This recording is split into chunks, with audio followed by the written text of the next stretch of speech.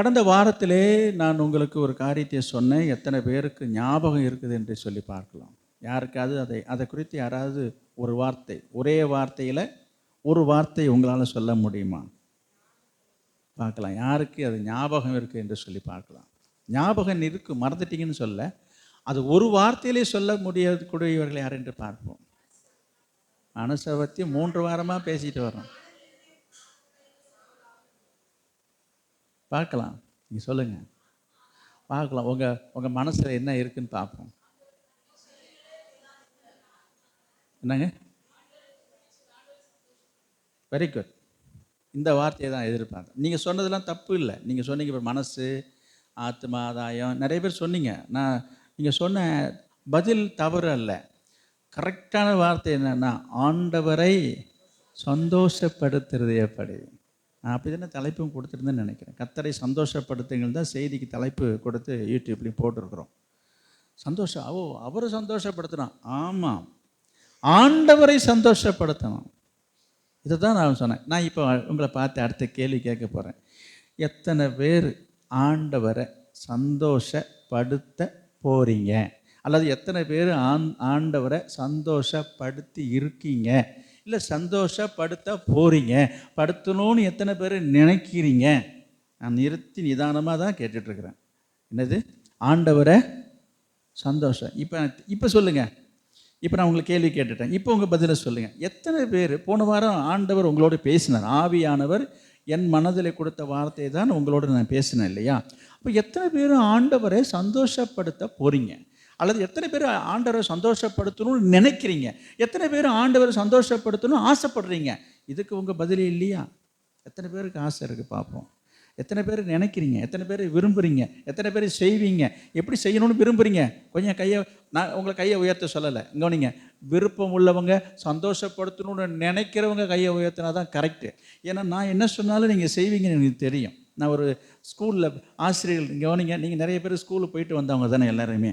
At least நீங்கள் அதிகமாக படிக்காவிட்டாலும் elementary school வரைக்குமா படித்தவங்க நிறைய பேர் இருக்கீங்க. அந்த பள்ளியில் அப்பொழுதெல்லாம் பார்த்தீங்கன்னா, இப்போ எப்படின்னு தெரியலைங்க, நான் படித்த காலங்களில் அது நல்ல பழக்கன்றது இப்போ நினச்சி பார்க்குறேன். வந்த உடனே ஸ்டாண்ட் சிட் ஸ்டாண்ட் சிட்.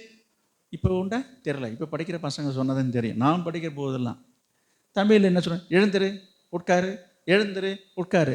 நீங்கள் பார்த்தது இல்லையா? இந்த மாதிரிலாம் உங்கள் பள்ளியில் இப்படிலாம் சொன்னது இல்லையா? அது எதுக்காக? ஒரு எக்ஸசைஸு. நான் படிக்கிற காலத்தில் நான் அப்படி இருந்தேன். இன்றைக்கி சொல்கிறத பார்த்தா இப்படிலாம் இல்லை போல் இருக்கு. சரி, போகட்டும். அது போல் இன்றைக்கி நான் உங்களை கை தூக்குங்கன்னா கை தூக்கிடுவீங்க. நான் அந்த கை தூக்குவது சரியாக படாது எனக்கு. எத்தனை பேருக்கு விருப்பம் இருக்குன்றதை நீங்களாம் உண்மையாக உணர்வோடு கை தூக்குனா அது கரெக்டாக இருக்குன்றது தான் என்னுடைய கருத்து. இப்போ சொல்லுங்கள், எத்தனை பேர் ஆண்டவரை சந்தோஷப்படுத்த போகிறீங்க? இதை தான் கர்த்தர் பார்க்குறாரு. இப்போ நான் பார்க்குறதுக்காக உங்களுக்கு கை தூக்க சொல்ல, புரியுதுங்களா? நீங்கள் என்ன நினைக்கிறீங்க, நீங்கள் என்ன சொல்கிறீங்க, நீங்கள் என்ன செய்கிறீங்க என்பதை கர்த்தர் என்ன செய்கிறார்? கர்த்தருடைய கண்கள் இந்த ஆலயத்தின் மீது கண்ணோக்கியமாக இருக்குது என்று சொல்லி வேதம் எழுதுகிறது. அப்போ நீங்கள் என்ன நினைக்கிறீங்கன்றதை கர்த்தர் பார்க்குறார். பிரைஸ் எல்லாம் சரி, நல்லது. இப்போ அநேகர் கரங்களை நான் பார்த்தேன். ஆண்டவர் என்ன செய்ய போகிறதா சொல்லியிருக்கீங்க? அப்படியா? எனக்கு ரொம்ப சந்தோஷம். எனக்கு ரொம்ப சந்தோஷம். ஆண்டவருக்கும் உங்களை குறித்து ரொம்ப சந்தோஷம். ஆனால் நீங்கள் அவரை சந்தோஷப்படுத்துறதுக்கு என்ன செய்ய போகிறீங்க? அது செய்யணுமே. சந்தோஷப்படுத்தணும்னு நீங்கள் நினச்சதே பெரிய விஷயந்தான். அந்த எண்ணம் இருக்குதா? பரவாயில்ல, அதை பாராட்டுறோம். உங்கள் மனசில் அப்படி ஒரு எண்ணம் இருக்கிறதே ஆண்டவர் நினச்சின்னா, ஐயோ என் பிள்ளைக்கு இப்படிலாம் ஒரு எண்ணம் இருக்குதாப்பா என்று சொல்லி அவர் சந்தோஷப்பட்டிருப்பார். அதே சமயத்தில் அந்த சந்தோஷம் நிலைக்கணும்னா, நீடிக்கணும், நிலைச்சிருக்கணும், அது வரணும்னு சொன்னால் என்ன செய்யணும்? அதை நீங்கள் செய்ய வேண்டியது செய்யாமல் நான் சந்தோஷப்படுத்துகிறேன்னா ஆண்டு ரொம்ப துக்கப்படுத்துகிறேன். அது மட்டும் இல்லை, சந்தோஷப்படுத்துகிறேன்னு சொல்லிவிட்டு அப்புறம் நீங்கள் ஏமாத்தின மாதிரிலாம் ஆகிடும். அதனால் இந்த டிசம்பர் மாதம் இன்னும் 1 மாதம் இருக்குதா இல்லைங்களா? இந்த வருஷத்துக்குள்ளே நீங்கள் என்ன செய்யணும்? ஆண்டவரை சந்தோஷப்படுத்துறதுக்கு என்ன செய்யணும்? ஒரே ஒரு நபரை ஒவ்வொருத்தரும் ஒரு ஆத்துமாவை ஆகிலும் நீங்கள் ஆதாயம் பண்ணணும். கர்த்தர் உங்களிடத்தில் எதிர்பார்க்குறார். நீங்கள் ஒவ்வொருத்தரும் இப்படி செய்ய தொடங்கினீங்கன்னா குறைஞ்சபட்சம் இந்த வருஷத்தில் 100 ஆத்துமாக்கள் நம்மளை சபையில் ரட்சிக்கப்படும். ஒருத்தரும் ஆளுக்கு ஒருத்தருக்கு ஒன்று தான். ரொம்ப கஷ்டம் இல்லையே. பாருங்கள், கர்த்தர் உங்களோட பேசியிருக்கிறார். எனவே கீழ்ப்படிங்க, செயல்படுங்க. கர்த்தர் உங்களில் பிரியமாக இருந்து உங்களை ஆசீர்வதிப்பார். நம்ம ஏன் கர்த்தரை சந்தோஷப்படுத்தணும் என்று சொல்லி பார்த்தோம். நம்ம ஏன் கர்த்தரை சந்தோஷப்படுத்தணும்? கர்த்தரை சந்தோஷப்படுத்தினா தான் நாம் சந்தோஷமாக இருக்க முடியும். புரியுதுங்களா?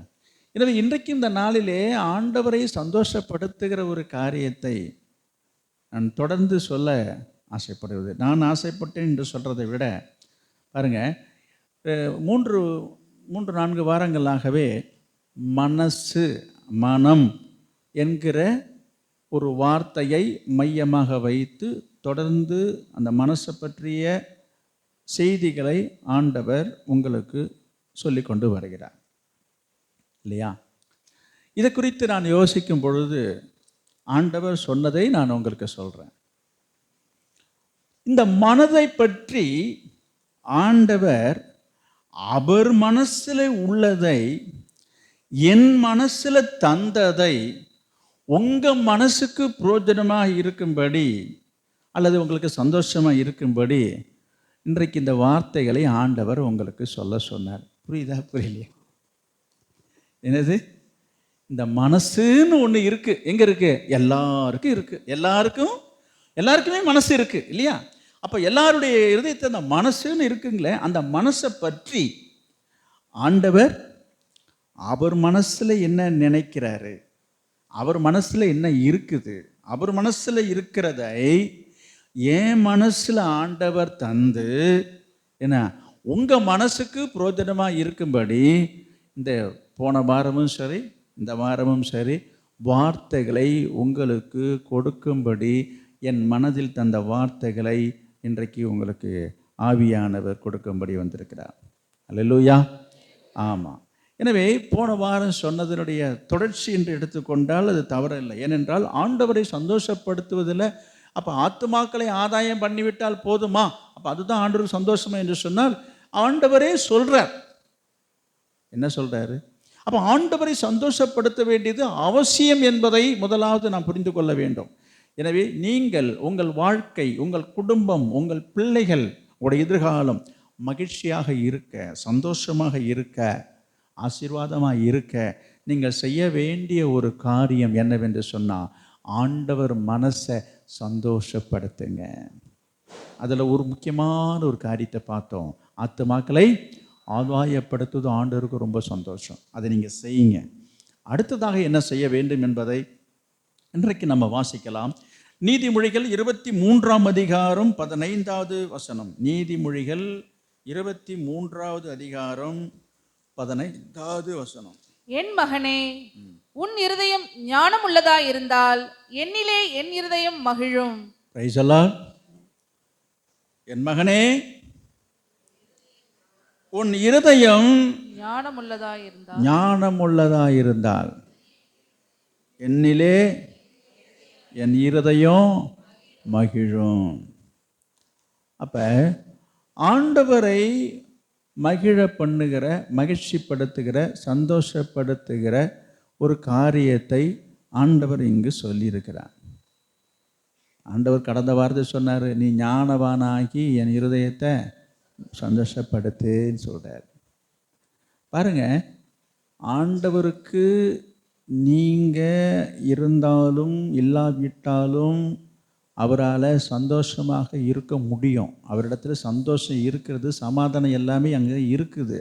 ஆனால் அவர் எவ்விதமான எப்படிப்பட்ட ஒரு மகிழ்ச்சியை, சந்தோஷத்தை அவர் எதிர்பார்க்கிறார் என்பது தான் ரொம்ப ரொம்ப ரொம்ப முக்கியம்.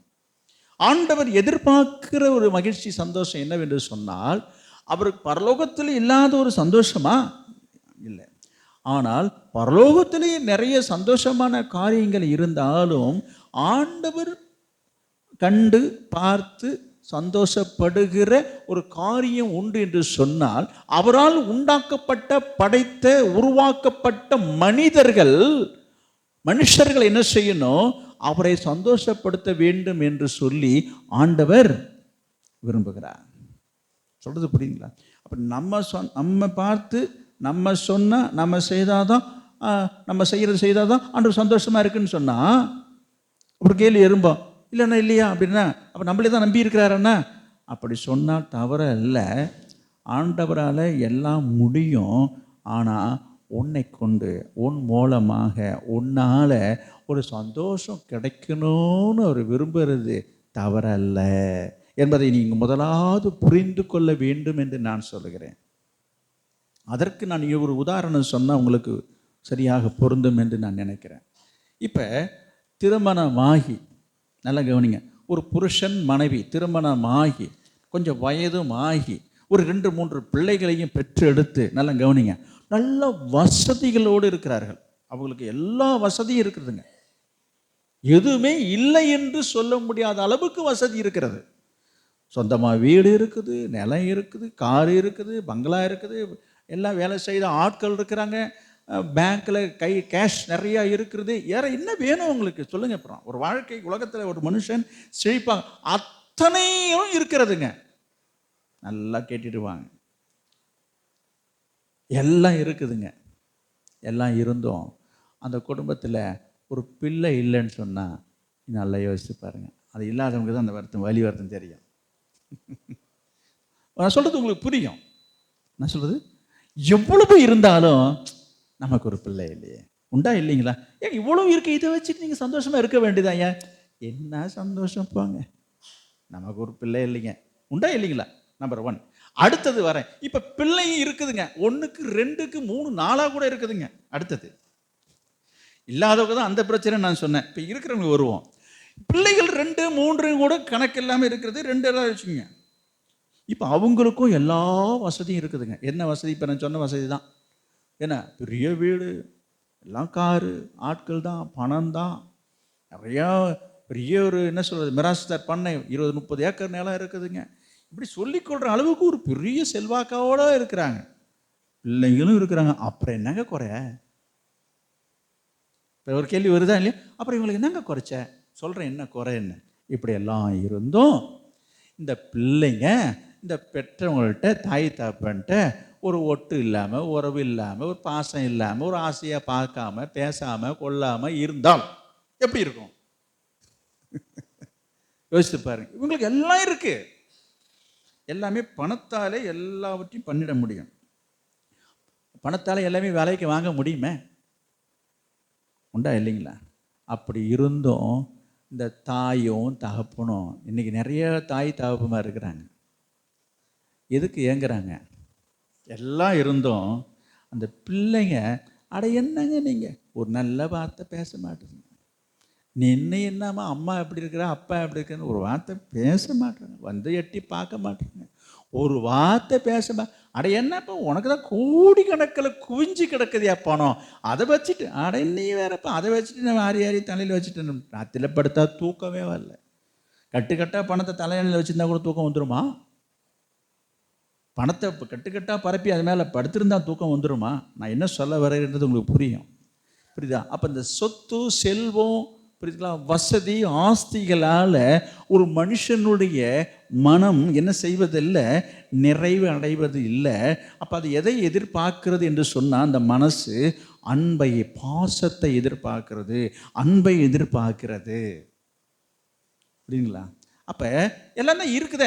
அதை தான் திரும்பியும் சொல்கிறேன். அந்த பிள்ளைகளிடத்திலிருந்து என்னத்தை எதிர்பார்க்குறாங்க? அடுத்தது என்னம்மா, அதை விடுமா, உன் பிள்ளை தானே இருக்கட்டுங்க, என் பிள்ளை தாங்க நல்லா இருக்கட்டுங்க. அந்த பிள்ளை என்னட்ட என்ன செய்யலை, என்னட்ட ஒரு அன்பாக நடந்துக்கலை, பாசமாக இல்லை, பேசலை. நான் எத்தனையோ பெற்றோரை பார்த்துருக்கிறேன், சொல்கிறத நான் கேட்டிருக்கிறேன்.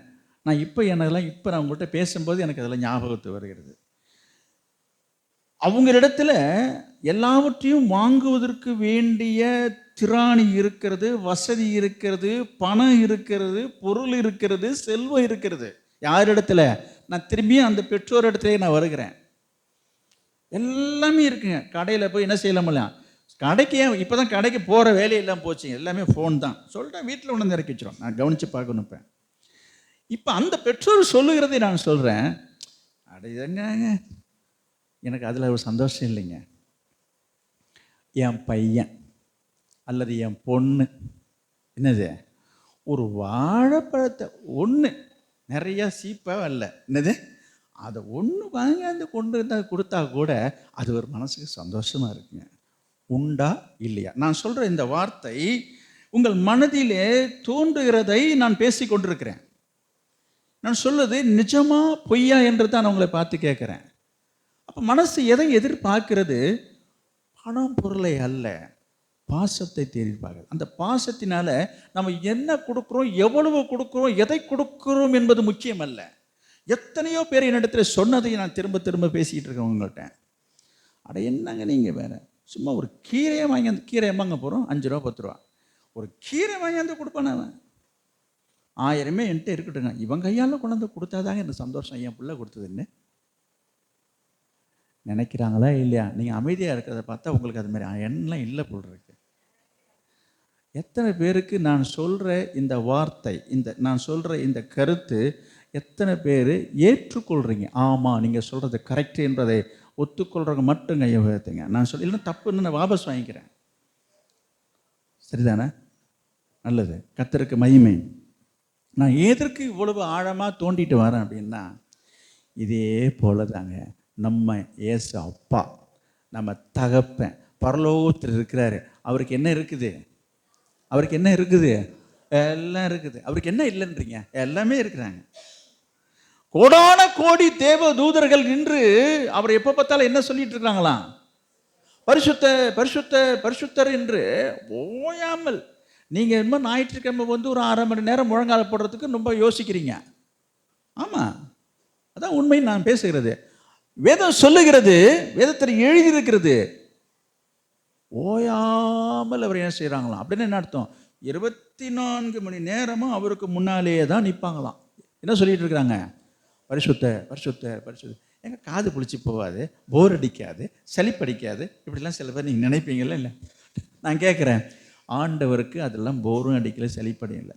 நான் இப்படி சொன்னாலும் தப்பு இல்லை, கர்த்தர் என்னை மன்னிக்கணும், ஆண்டவர்கிட்ட மன்னிப்பிக்கணும். என்ன சொல்ல வரேன்னா, ஒருவேளை ஆண்டவருக்கு அதில் ஒரு சலிப்பு தட்டியிருக்கலாம், மேபி. என்னது எப்படி சொல்கிறீங்க? அது காரணம் சொல்கிறேன். அதனால தான் என்ன சொல்கிறாரு, அட என்னப்பா இவங்க பார்த்து பார்த்து என்னாச்சு, என் கண்ணு பூத்து போச்சு, காது புளிச்சு போச்சு. யார் என்னை பார்த்து சொல்லணும்? உங்களை தான் சொல்கிறேன். சரிதா? அப்போ நீங்கள் ஞாயிற்றுக்கிழமை ஒரு நாள் நீங்கள் தினம், அவங்க 24 மணி நேரமும் துதிச்சிட்டு இருக்கிறாங்க. ஒரு ஞாயிற்றுக்கிழமையில் அதுக்கு ஒரு நேரத்தை குறித்து ஒரு 9:30 மணிக்கு வந்து அட ஒரு 1/2 மணி நேரம் முழங்கால போட்டோம், ஒரு 1 மணி நேரமாவது ஸ்தோத்திரம் அல்லேலூயா ஊன்னு அந்நிய பாஷை பேசுறதுல ஆண்டவர் என்ன செய்கிறாரு?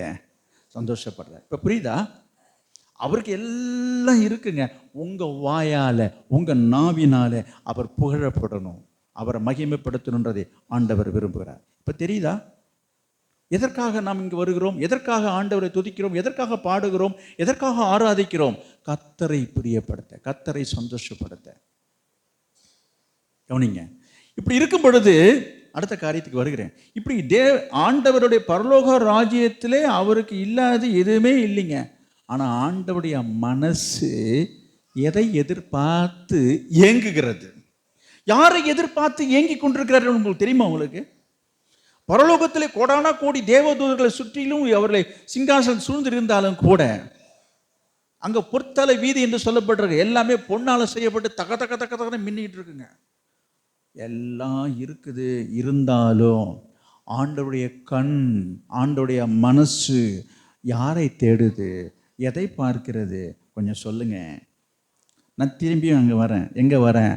வசதியான பணக்கார பெற்றோரை பற்றி நான் சொன்னேன். அவங்க கண்ணு எதை தேடுது? என் பிள்ளை வரமாட்டேன், பிள்ளை வேலை நிமித்தமாக வெளிநாட்டில் இருக்கிறான், இல்லை வெளியூரில் போய் சம்பாதிக்க போயிருக்கிறான். அந்த தாயினுடைய தகப்பனுடைய மனசு எதை எதிர்பார்த்துட்டு இருக்கிறது?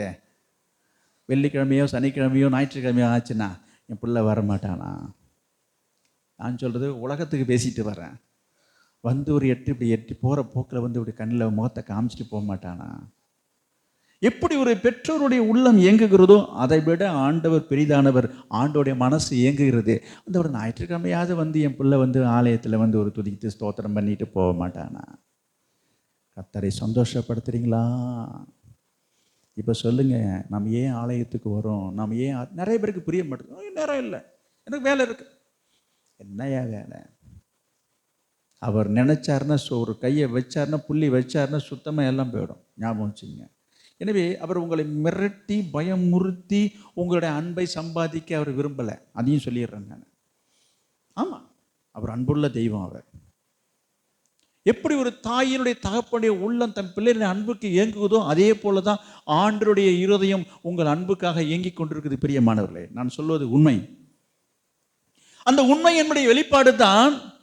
எடுத்து வாசிக்கலாம், வேண்டாம், உங்களுக்கு தெரிந்த வசனத்தை நான் சொல்லுகிறேன். யோவான் 21ஆம் அதிகாரத்தில் பேதுருவை அழைத்து ஆண்டவர் சொல்ற, யோனாவின் குமாரனாகிய சீமோனே, நீ இங்கே இருக்கிற இவரை விட என்னிடத்திலே அன்பா இருக்கிறாயா? என்னங்க, நம்ம ஆண்டவருக்கு பேர் என்னங்க?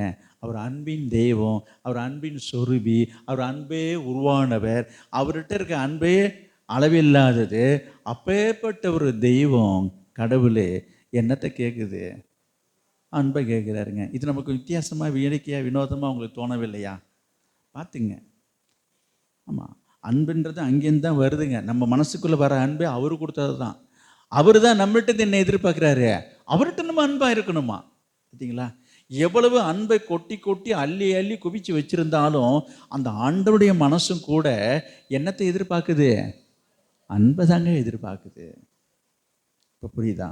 அதே போல் நான் சொல்ல வந்த விஷயம் என்னென்னா, ஆண்டவரை நாம் என்ன செய்யணும்? இப்போ சந்தோஷப்படுத்தணும். நான் அந்த பாயிண்ட்டுக்கு வரேன். போன வாரம் பார்த்தோம். அப்போ ஆண்டவரை சந்தோஷப்படுத்த வேண்டியது அவசியமா இல்லையா என்பது தான் கேள்வி. ஆண்டவரை மகிழ்ச்சிப்படுத்த, சந்தோஷப்படுத்த வேண்டியது நம்முடைய கடமை என்பதை நீங்கள் புரிந்து கொள்ள வேண்டும். நீங்கள் இப்படி கேட்கலாம் உடனே, அடையாங்க என்னது என்னது அண்ணனுக்கு என்னது, அது இந்த பழமொழி, அண்ணனுக்கு எத்து குத்து, எனக்கே தத்து குத்து, அண்ணனுக்கு எத்து குத்து, அந்த மாதிரி. அட நான் கிடக்கிறது என்னங்க, நானே என்னன்னு இல்லைங்க. இங்கே நான் போய் அவரை சந்தோஷப்படுத்துறது, நானே அல்லோவில் போட்டுட்டு கிடக்கிறேன். எனக்கு இங்கே சந்தோஷம் இல்லை, நிம்மதி இல்லை, சமாதானம் இல்லை. நான் போய் அவரை சந்தோஷப்படுத்து என்று சிலர் என்ன நினைக்கலாம்? ஒரு கேலியாக நினைக்கலாம். நான் சொல்கிறேன், உன் நிலைமை மாறணும், உன் சூழ்நிலை மாறணும்னா ஆண்டவரை நீ சந்தோஷப்படுத்தி பாரு. நீ சந்தோஷமாக இருப்பாய், நீ ஆசீர்வாதமாக இருப்பாய், உன் குடும்பம் ஆசீர்வாதமாக இருக்கும். உன் குடும்பத்தை நினைத்து, உன் பிள்ளைகளை நினைத்து நீ சந்தோஷமாக இருக்க வேண்டும் என்று சொன்னால் ஆண்டவர் மனதை நீ சந்தோஷப்படுத்து. ஏன்? அது அப்படியே பிரதிபலிக்கும். நீ அங்கே கொடுக்குற, செலுத்துகிற அந்த மகிழ்ச்சியும் சந்தோஷமும் உன் வாழ்க்கையில் நதியை போல புரண்டு திரும்பி வந்து அது உனக்கு பிரதிபலிக்கும். எப்படி ஒரு கண்ணாடி முன்னால் போய் நம்ம நின்றோம் என்று சொன்னால், கண்ணாடி வீட்டில் இருக்கிற நிலை கண்ணாடி முன்னால் போய் நின்னோம்னா என்ன தெரியுது? கண்ணாடியை பார்த்தது என்னங்க தெரியுது? அப்போ நம்முடைய உருவம், நம்முடைய முகம் அதில் பிரதிபலித்து அதை நாமே பார்த்துக்கிறோம். நல்லா யோசிச்சு பாருங்கள். நீங்கள் பார்க்காம எட்ட இருக்க வரைக்கும் அது வெறும் கண்ணாடி தான். அதுக்கு முன்னால் போய் நின்னீங்கன்னு சொன்னால் உங்கள் முழு உருவமும் அதில் தெரியுது, நம்ம அதில் பார்க்குறோம். அதே போல் கர்த்தருக்கு முன்பாக போய் நிற்கும்போது, கர்த்தருடைய இருதயத்தை நீங்கள் சந்தோஷப்படுத்தும் பொழுது, கண்ணாடியிலிருந்து பிரதிபலிக்கிற உங்கள் பிம்பம் போல, உருவம் போல அந்த மகிழ்ச்சியும் சந்தோஷமும் உங்கள் வாழ்க்கையிலே பிரதிபலிக்கின்ற ரகசியம் இதுதான். செய்து பாருங்க. அதில் ஒரு காரியத்தை ஆண்டவர் மனம் திறந்து சொன்னார். என்னது? நீ ஞானவானாகி என் இருதயத்தை சந்தோஷப்படுத்து. ஞானவானாகி என்ன செய்யணுமா? ஆத்துமாக்களை ஆதாயப்படுத்த வேண்டும் என்று சொல்லி பார்த்தோம். இன்றைக்கு ஒரு காரியத்தை நம்ம பார்த்துருக்கிறோம். இன்னும் சப்ஜெக்டுக்குள்ள நான் வரல. திரும்ப அந்த வசனத்தை வாசிக்கலாம். நீதிமொழிகள் 23ஆம் அதிகாரம் 15வது வசனம். என் மகனே, என் மகனே, உன் இருதயம் ஞானமுள்ளதாயிருந்தால், உன் இருதயம் ஞானமுள்ளதாயிருந்தால் என்னிலே என் இருதயம் மகிழும். என்னிலே என் இருதயம் என்னவா இருந்தா நீ என்னவா இருக்கணும்? ஞானமுள்ளதா இருக்கணும். எப்படி இருக்கணும்? ஞானமாக நடந்து கொள்ளணும். உன் இருதயம் ஞானமுள்ளதாக இருந்தால் அப்புறம் மனசு சந்தோஷமாக இருக்கும். சரி, ஞானமுள்ளதாக இருக்கணும்னா என்ன செய்யணும்? ஞானமுள்ளதாக இருக்கணும்னா என்ன செய்யணும் சொல்லுங்கள். நான் ஒரு சம்பவத்தை சொல்லி கடந்து போக ஆசைப்படுகிறேன். 2-3 சம்பவங்களை சொல்லலாம். இதெல்லாம் நம்ம ஞானம் என்று சொல்லும்போது ஞானமாக நடந்து கொள்ளணும், ஞானமாக ஒருத்தவங்களுடைய குறிப்பை புரிந்து, அவங்க மனசை புரிந்து, அவங்க எதிர்பார்ப்பை, எண்ணங்களை, ஏக்கத்தை அறிந்து புரிந்து தெரிந்து செயல்படுவது தான் ஞானம். ஒருத்தவங்க சொல்லி செய்வது அல்ல, சொல்லி செய்வது தவறல்ல, சொல்லாமல் செய்கிற காரியம்தான் ஞானம் என்று நான் சொல்ல வருகிறேன். சொல்லி செய்வது தவறு, பாவம் என்று நான் சொல்லலை. சொல்லி செய்தாலும் சந்தோஷம்தான். நீங்கள் வேணால் யோசித்து பாருங்கள், உங்கள் குடும்பங்களிலே உங்கள் சின்ன சின்ன பிள்ளைகள் சில நேரங்களிலே சில காரியங்களை செய்யும் பொழுது சில பெற்றோர்கள் அந்த பிள்ளையை குறித்து சொல்லுகிற வார்த்தை என்ன தெரியுமா? என் பிள்ளை ஐயோ கருத்துங்க. என்னது அது? என்ன கருத்துன்னா என்ன? பிள்ளைகள் சில நேரங்களிலே நம்ம சொல்லாததை, நம்ம சொல்லாமலேயே தானாகவே ஒரு பிள்ளை ஒரு காரியம் செய்யும் போது உடனே நம்ம அள்ளி மோந்துக்கிறோம், அப்படி இப்படின்றோம். ஐயோ என்ன அறிவு, என்ன ஞானம் உனக்குன்றோம். இது நம்மை திக்குமுக்காட செய்கிறது, இது நமக்கு ஆச்சரியப்பட வைக்கிறது, அது நமக்கு வியப்பூட்ட காரியமாக இருக்கிறது. அப்படிலாம் நீங்கள் பார்த்து அசந்து போன காரியங்கள் உண்டு தானே? ஏங்க, உங்கள் பிள்ளைங்கள்ட்ட ஒரு வேலையை சொல்லி ஒரு காரியத்தை சொல்லி கேட்டு கொண்டு வந்து கொடுத்தாலும் சந்தோஷமான விஷயம்தான். பிள்ளை நம்ம சொல்கிறது செய்தானே. அதே காரியத்தை நீங்கள் சொல்லாமையே உங்கள் தேவையை அறிந்து, உங்கள் ஒரு குறிப்பை அறிந்து, உங்கள் சூழ்நிலை அறிந்து அந்த நேரத்தில் பிள்ளை ஓடி வந்து செய்யும் பொழுது உங்களுக்கு ஆச்சரியமாக. ஏன்னா நீங்கள் அதை நினச்சிருக்க மாட்டீங்க, எதிர்பார்த்துருக்க மாட்டீங்க. ஆனால் இந்த பிள்ளைக்கு இவ்வளவு விவரமா என்று சொல்லி நீங்கள் ஆச்சரியப்பட்ட காரியங்கள் உண்டா இல்லையா? யோசித்து பாருங்க. அதே போல தான் ஆண்டவரிடத்திலையும் நாம் நடந்துகிற காரியங்களில் நாம் இங்கே வாசித்தோம் என்னவென்றால், ஞானம் உள்ளவனாக வேண்டும், ஞானம் உள்ளவர்களாக வேண்டும். இன்றைக்கு வாசித்த வேத பகுதிக்கு நம்ம வேத வசனத்தை நம்ம திருப்பலாம். கவனிங்க, லூக்கா எழுதின சுவிசேஷம் 7ஆம் அதிகாரம் 44 வாசிக்கலாம். லூக்கா 7:44. ஸ்திரீனிடமாய் திரும்பி சீமோனை நோக்கி, இந்த ஸ்திரீயை பார்க்கிறாயே, நான் உன் வீட்டில் பிரவேசித்தேன், நீ என் கால்களுக்கு தண்ணீர் தரவில்லை. இவளோ கண்ணீரினால் என் கால்களை நனைத்து தன் தலைமயிரினால் அவைகளை துடைத்தாள். நீ என்னை முத்தம் செய்யவில்லை. இவளோ நான் உட்பிரவேசித்தது முதல் என் பாதங்களை ஓயாமல் முத்தம் செய்தாள். நீ என் தலையில் எண்ணெய் பூசவில்லை. இவளோ என் பாதங்களில் பரிமள தைலம் பூசினாள். ஆதலால் நான் உனக்கு சொல்லுகிறேன், இவள் செய்த அநேக பாவங்கள் மன்னிக்கப்பட்டது, இவள் மிகவும் அன்பு கூர்ந்தாளே. போதும் போதும். கவனிங்க, வாசிக்கும் போது நீங்கள் எல்லாரும் வேதத்தை வாசித்திருந்தால் நான் சொல்லுது உங்களுக்கு விளங்கும். இயேசு ஒரு வீட்டுக்கு போயிருக்கிறார். அதுக்காக தான் இன்றைக்கு வேத பகுதியை இன்றைக்கு அதை வாசிக்க வைத்தேன். அப்போவே நீங்கள் கவனிச்சிருக்கலாம், கவனிக்கலன்னு சொல்கிறேன். இயேசு ஒரு வீட்டுக்கு போயிருந்தார். பரிசேயரில் ஒருவன் தன்னுடைய போதனம் பண்ண வேண்டும் என்று கேட்டுக்கொண்டார். அந்த பரிசேய வீட்டில் போய் ஆண்டவர் உட்கார்ந்திருக்கிறார். அவரை சுற்றி சீஷர்களும் நிறைய பேர் ஜனங்கள்லாம் உட்கார்ந்திருக்கிற அந்த வீட்டிலே பாவியாகிய ஒரு பெண்மணி என்ன செய்கிறா? பரிமள தைலத்தை எடுத்து இயேசுநாதருக்கு அவள் அந்த செய்கிற காரியங்களை தான் இப்போது ஆண்டவர் அங்கே சொல்லுகிறார். அதை குறித்து சிலர் விமர்சிக்கிறாங்க. இப்போ அதெல்லாம் இப்போ சொல்வதுக்கு இப்போ நேரம் இல்லை, எனக்கு நம்முடைய சப்ஜெக்ட் அது அல்ல. இப்போ இங்கே என்ன நடந்தது?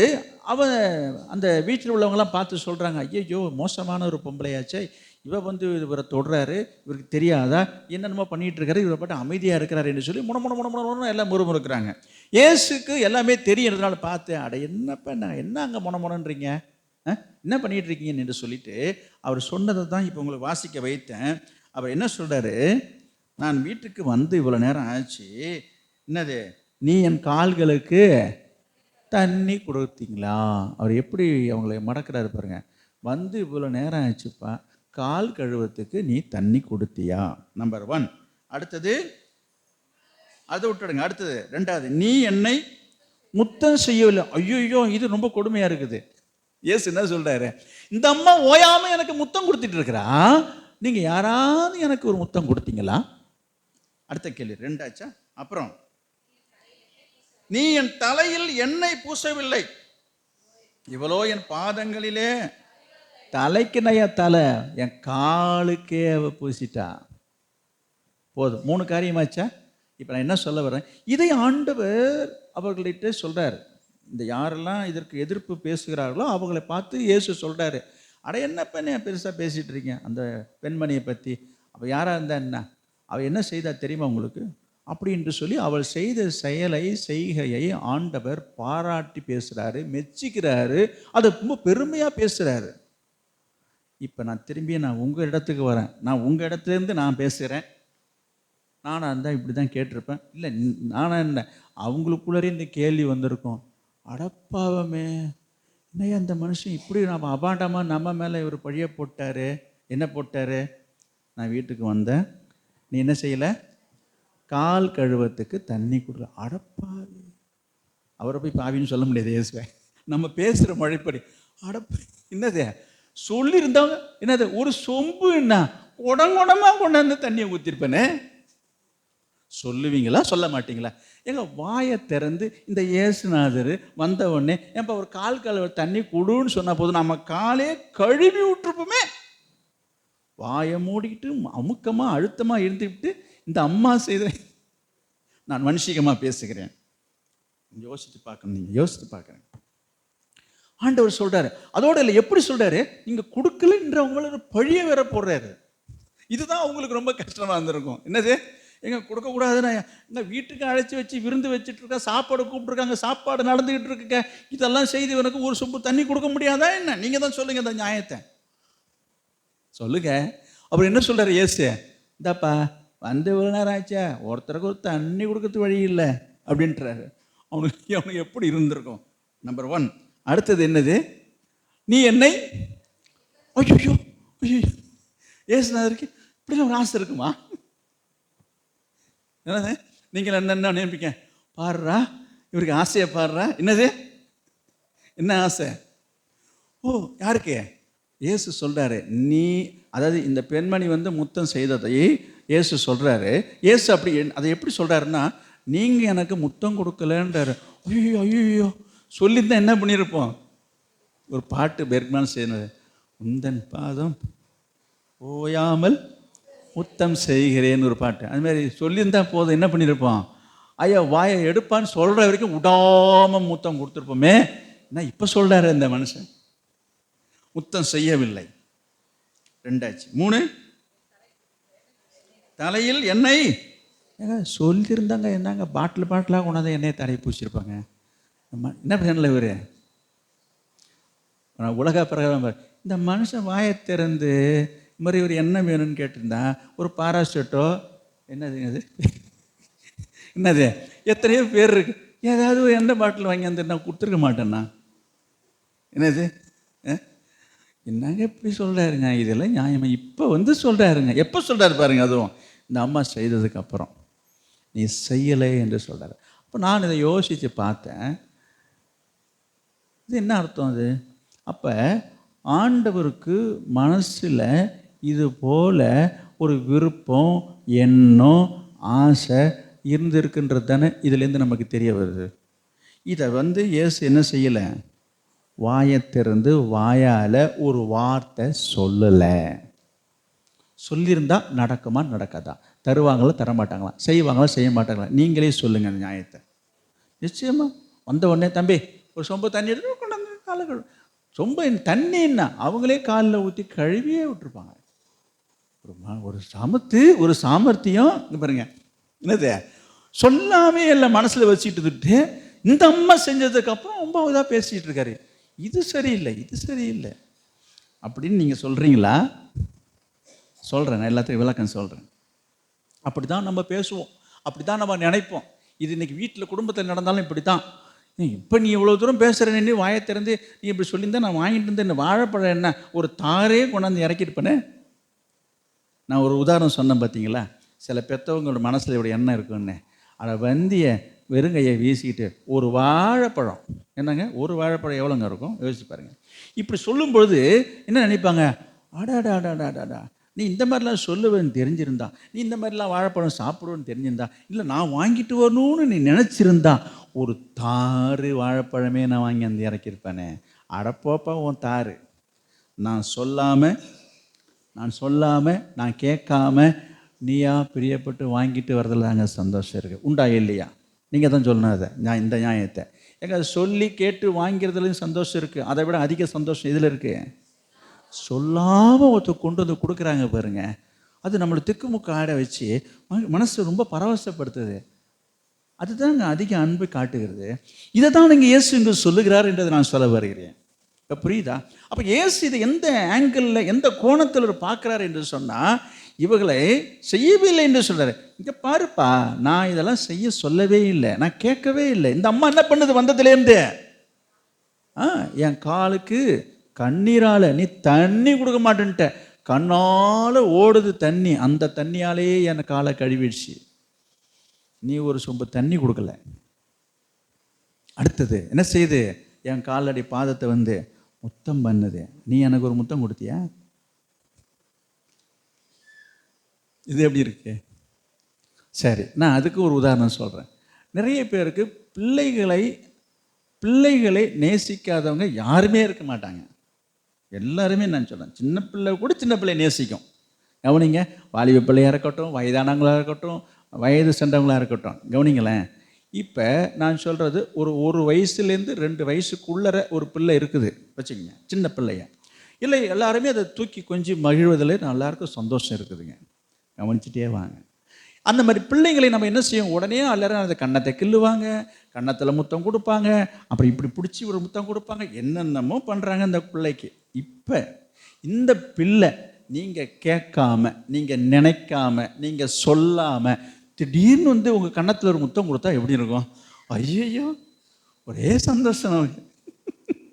சிலர் இப்படி சிலர் உண்டுங்க, முத்தம் கொடுத்து எங்கே ஒரு முத்தம் கொடு அப்படி சொல்லி கேட்டு வாங்கவங்களும் இருக்கிறாங்க. உண்டா இல்லைங்களா? நிறைய பேர் பிள்ளைங்களுக்கு ஒரு முத்தம் கொடுத்துட்டு இங்கே ஒரு முத்தம் கொடு அப்படின்வாங்க. அன்னைக்கு கூட இங்கே ஒரு பிள்ளையை பார்த்தேன், இங்கே கிஸ் கொடு, அது இப்படின்னுது. அது நமக்கு சந்தோஷமாக இருக்குது. நான் என்ன சொல்கிறேன், நம்ம சொல்லாமல் நம்ம கேட்காம செய்யும்போது நம்ம திக்கும் காடிடுறோம். அது நம்ம உள்ளத்தை என்ன செய்கிறது? ரொம்ப சந்தோஷப்படுத்துறது. அதை தான் நீங்கள் இயேசு சொல்லுகிறார். நீங்கள் கேட்டுருந்தா நான் செய்திருப்போமே, கேட்டுருந்தா நீங்கள் செய்வீங்க, உங்களுக்கு மனசெல்லாம் இருக்குது, ஆனால் இல்லைன்னு சொல்லலை. அப்போ இயேசுனுடைய இருதயத்தை பற்றி நான் பேசிக்கொண்டு வருகிறேன். என்னது? தண்ணி, முத்தம், 3வது என்ன பார்த்தோம்? எண்ணெய் பூசும். இது எல்லாமே அவங்களுக்கு கொடுக்க முடியும்.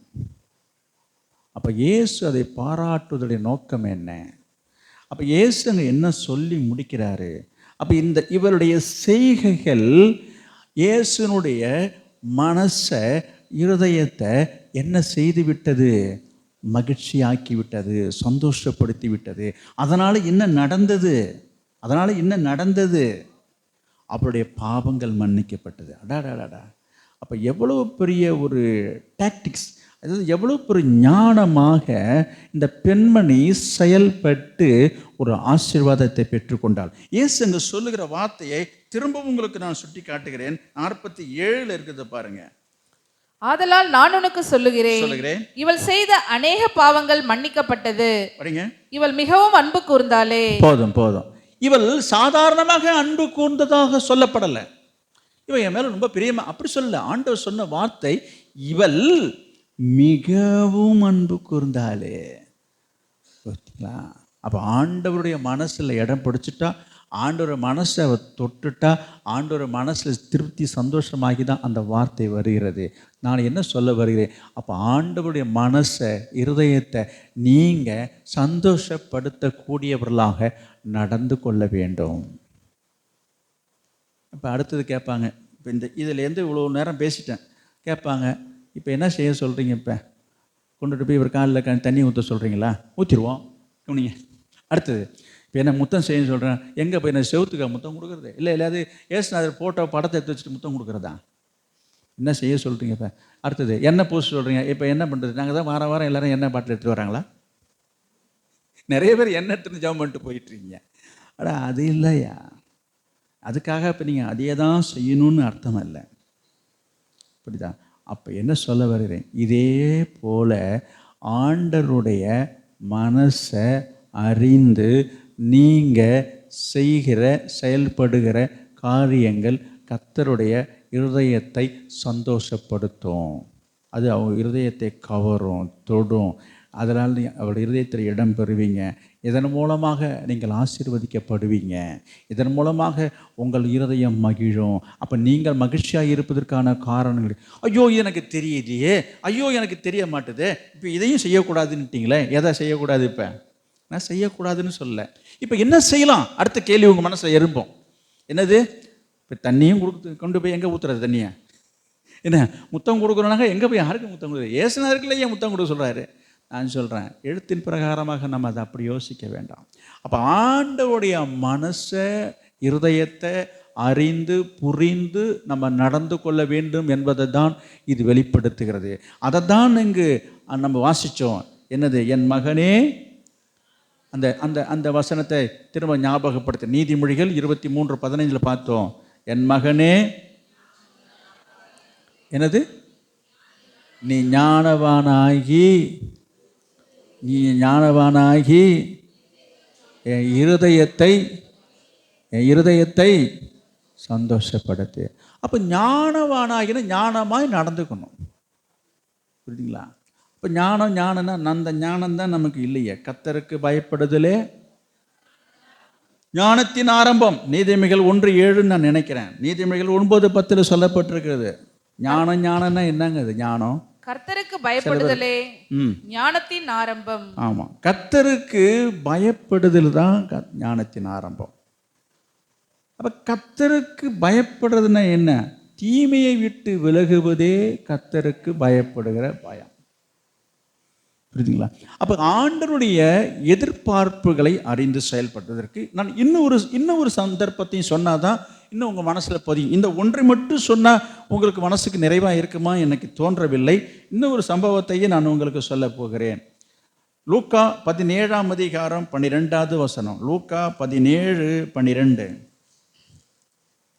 அவர் ஒரு கிராமத்தில் பிரவேசித்த போது குஷ்டரோகமுள்ள மனுஷர் 10 பேர் அவருக்கு எதிராக வந்து தூரத்திலே நின்று, இயேசு ஐயரே, எங்களுக்கு இரங்கும் என்று சத்தமிட்டார்கள். எத்தனை பேரு?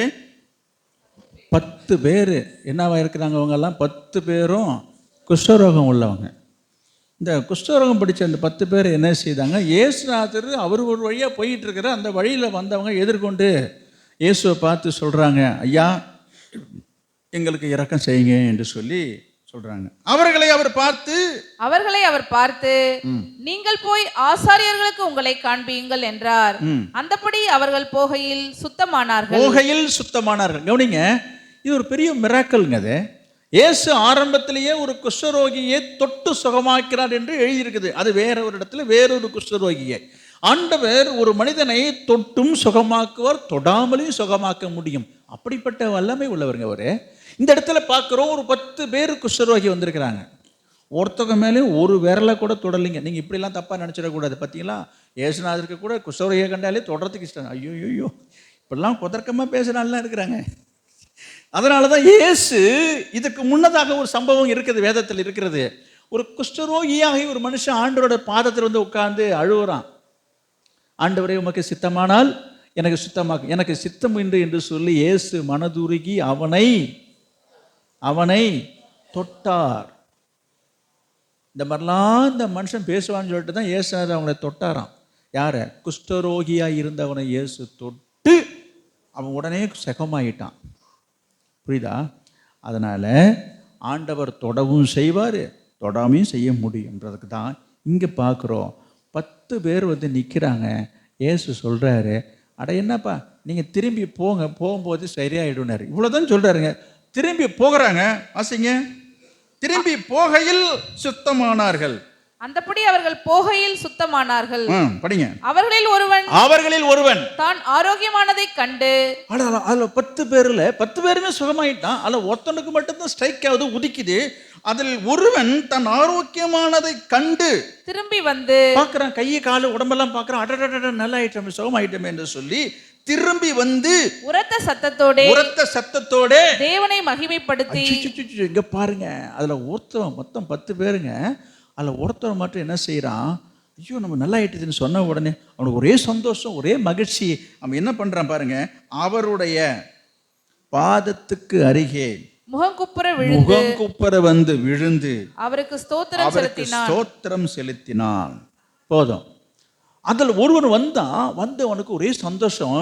வந்தான், ஒரு காலில் விழுந்தான். ஆண்டவரே, பேர்பட்டவர் நீங்க, நான் நல்லா ஆயிட்டேன், சுகமாயிட்டேன் என்று சொல்லும் பொழுது, அப்பொழுது இயேசு சுத்தமானவர்கள் கேட்கிறாரு பாருங்க.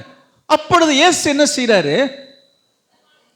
சுத்தமானவர்கள் 10 பேர் அல்லவா, மற்ற 9 பேர் எங்கேன்னு கேட்கிறாரு. கவனிங்க, மற்ற 9 பேர், என்னப்பா 10 பேர் வந்தீங்க, 10 பேர் சுகமாகிட்டீங்க, நீ ஒருத்தன் தான் வந்திருக்கிற, எங்கப்பா அந்த 9 பேர்? தேவனை மகிமைப்படுத்துவதற்கு அந்த அந்நியனையை ஒழிய மற்றொருவரும் திரும்பி வர காணோம் என்று சொல்லி எழுந்து போதும். கவனிங்க, சரிப்பா, சரி போயிட்டு வா.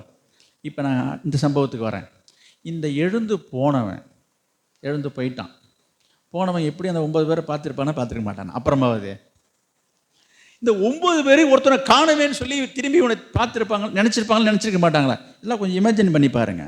ஏன்னா வந்துட்டு இருந்த ஒரு ஆளை காணுமே, அவன் எங்கே ஓடினான், எங்கே போனாவன், இவங்களுக்கு தெரியல. அதாவது உதிக்கலை. யாருக்கு? இந்த 9 பேருக்கு உதிக்கலை, எங்கே போனான் ஏது போனான்னு. எங்கே போயிருப்பான் இவன் சொல்லிட்டு வந்தானா சொல்லாமல் வந்தானா, அதுவும் எனக்கு புரியல. அது ஆக மொத்தம் அவனுக்குள்ள ஒரு எண்ணத்தை பாருங்க. ஆண்டவர்கிட்ட வந்து பார்த்து தான் சுகமானதை சொல்லும் பொழுது நான் என்ன சொல்ல வர்றேன், இயேசு கேட்ட கேள்வி என்னன்றது தான் ரொம்ப முக்கியம். இல்லை, இயேசு என்ன கேட்டார்? வந்ததை பார்த்து சந்தோஷப்பட்டதோடு நிறுத்திடாம, ஏப்பா மற்ற 9 பேர் எங்கேன்னு கேட்குறாரு. நான் என்ன இப்போ கேள்வி கேட்க வரேன் அப்படின்னா, மற்ற 9 பேரும் வரல தான், சரி இப்போ என்ன சொல்ல வரீங்க?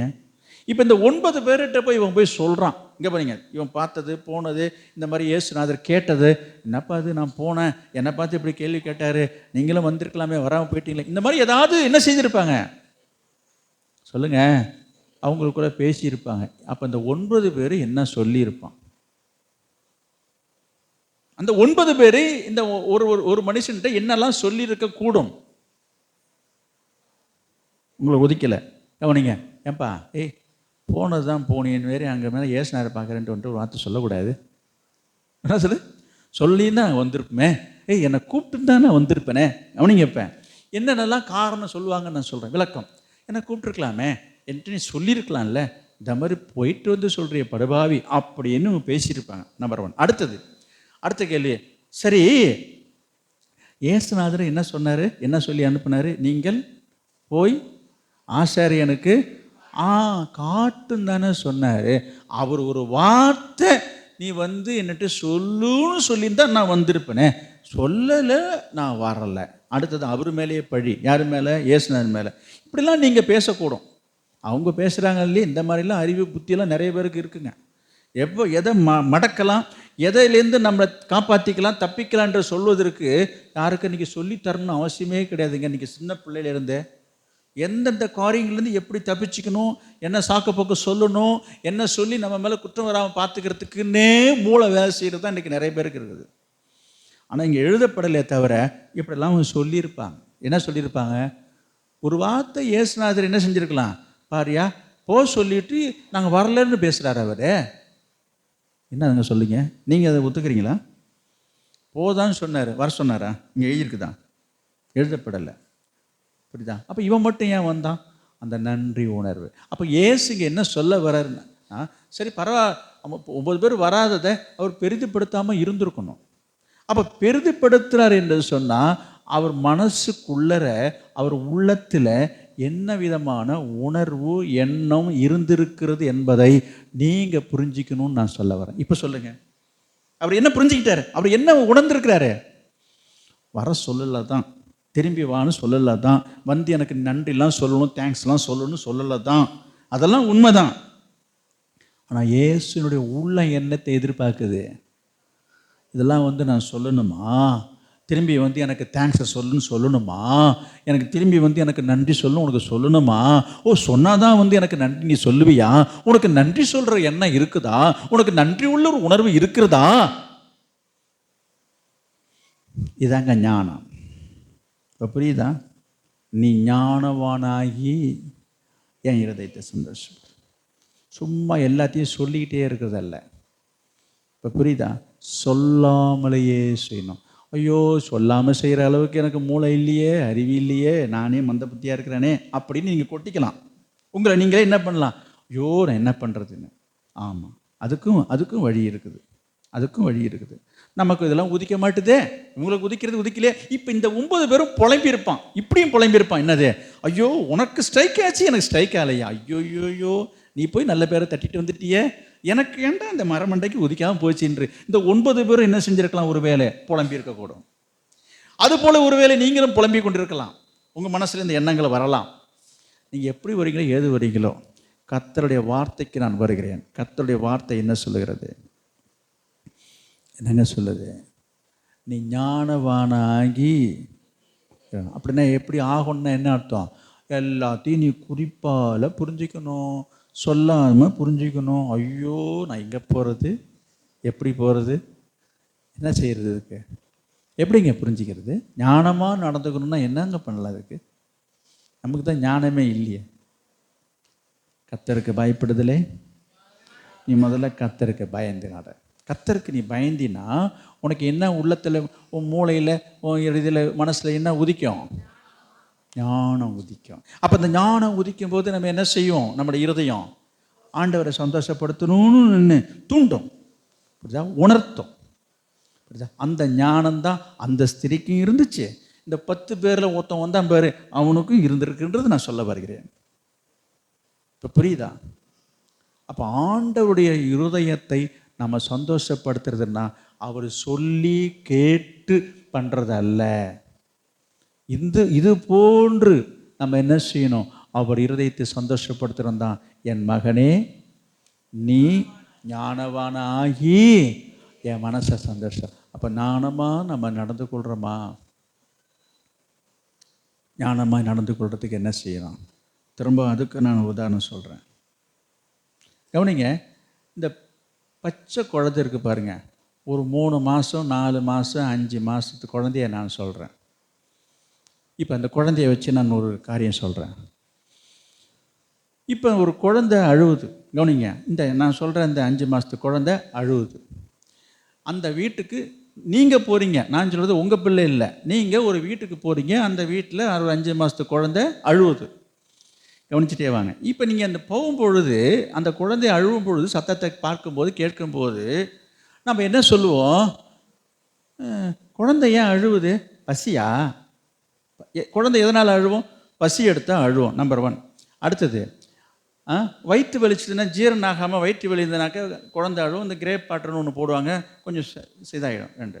அப்புறம் இன்னொரு காரியத்துக்கு அழுவோம், எதுக்கு, தூக்கம் வரலன்னா தூங்க வைக்கிறதுக்குன்னே அழுவோம். இதெல்லாம் உங்களுக்கு தெரியாத விஷயம் இல்லை, கவனிச்சுட்டு வாங்கினேன். இப்போ நம்ம போய் யதார்த்தமாக நம்ம உள்ளே நுழையிற அந்த புள்ள அழும்போது, இப்போ புள்ள ஏதோ பசி போல் இருக்கு அழுவுதுன்னு நம்ம சொல்கிறோம். கவனிங்க, சொல்லும்போது அந்த அம்மா சொல்லும், பெத்த தாய் சொல்லும், இப்போ தான் வயிறு முட்டை குடிச்சிருக்கு. நமக்கு தெரியாது, உங்களுக்கு தெரியாதுங்க. அப்போ அந்த தாய்க்கு தெரியுது புள்ளை எதுக்கு அழுவுதுன்றது. யாருக்கு தெரியும், பெற்ற தாய்க்கு தான் தெரியும். நம்ம என்ன நினைக்கிறோம், பொதுவாக பிள்ளை அழுதாலே பசின்னு அழுவுதுன்னு தான் நம்ம நினைக்கிறது. பொதுவாக பசி எடுத்தால் பிள்ளை அழுவோம், இது எல்லாருக்கும் தெரிஞ்ச ஒரு விஷயம். ஆனால் இது பசிக்காக அழுவுதா, தூங்கிறதுக்கு அழுவுதா, வயிற்று வலிக்கு அழுவுதா, இல்லை தூக்கி மடியில் வச்சுக்கலன்னு அழுவுதா, இல்லை தூக்கி தோளில் போடணும்னு அழுவுதா, இல்லை யானையில் போட்டு ஆட்ட சொல்லி அழுவுதா, இதெல்லாம் யாருக்குங்க தெரியும்? நிச்சயமாக உங்களுக்கு தெரிய வாய்ப்பே கிடையாது. இதானே உண்மை. நான் பார்த்துருக்குறேன், சில நேரத்தில் நம்ம போய் யதார்த்தமாக ஒரு வார்த்தையை சொல்ல போவோம், இது நம்ம என்ன பிள்ளை அழுது போல் இருக்கு, ஒன்றும் இல்லை தூக்கம் வந்துச்சு அவளுக்கு அப்படின்னு தோளில் போட்டு தட்டிக்கிட்டு இதுன்னா முடிஞ்சிடுச்சு. ஓஹோ, இது நமக்கு தெரியலையே. நம்ம எதை பார்த்தாலும் நம்ம என்ன பண்ணிகிட்டு இருக்கிறோம், பிள்ளை அழுதுச்சுன்னா பசி எடுக்குதுன்றது மட்டும்தான் நம்ம தெரிஞ்சு வச்சுருக்குறோம். ஆனால் தாய்க்கு தான் தெரியுது அந்த அழுகைக்கு என்ன இருக்கு, விதவிதமான அழுகை இருக்குது பாருங்க. ஒரே அழுகை தான், ஒரே சத்தம் தான், இது எதுக்கு அழுவுதுன்றது அந்த தாய்க்கு தான் தெரியுது. சரி, எதனால் அப்படி தெரியுது?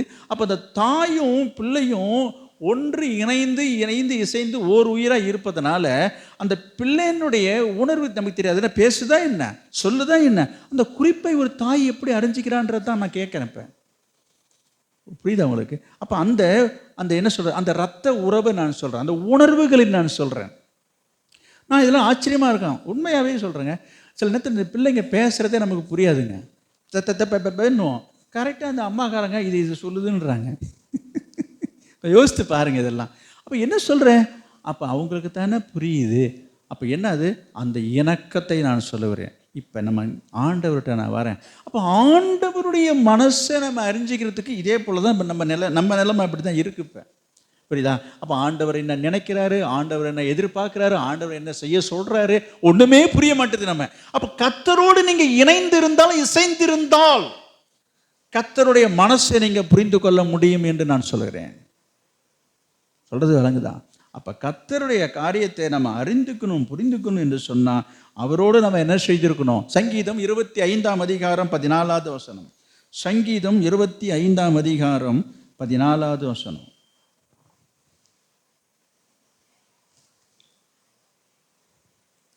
கர்த்தருடைய ரகசியம், கர்த்தருடைய ரகசியம் அவருக்கு பயந்தவர்களிடத்தில் இருக்கிறது. அவருக்கு பயந்தவர்களிடத்தில் இருக்கிறது.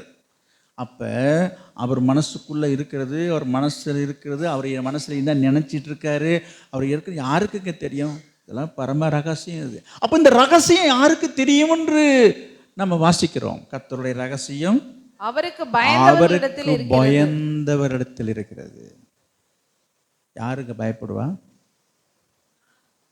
யார் பயப்படுவா? கர்த்தருக்கு பயப்படுதலே ஞானத்தின் ஆரம்பம். அப்போ உனக்கு ஆண்டவருக்கு பயப்படுற பயம் இருக்குதா? ஐயோ நாங்கள் பயந்துட்டு தாங்க இருக்கிறோம். என்ன பயந்துட்டு இருக்கிறோம்? கர்த்தருக்கு பயப்படுற பயம் இருந்தால் 9:45க்கும் 10:45க்கும் வருவோமா? சொல்லுங்கள்.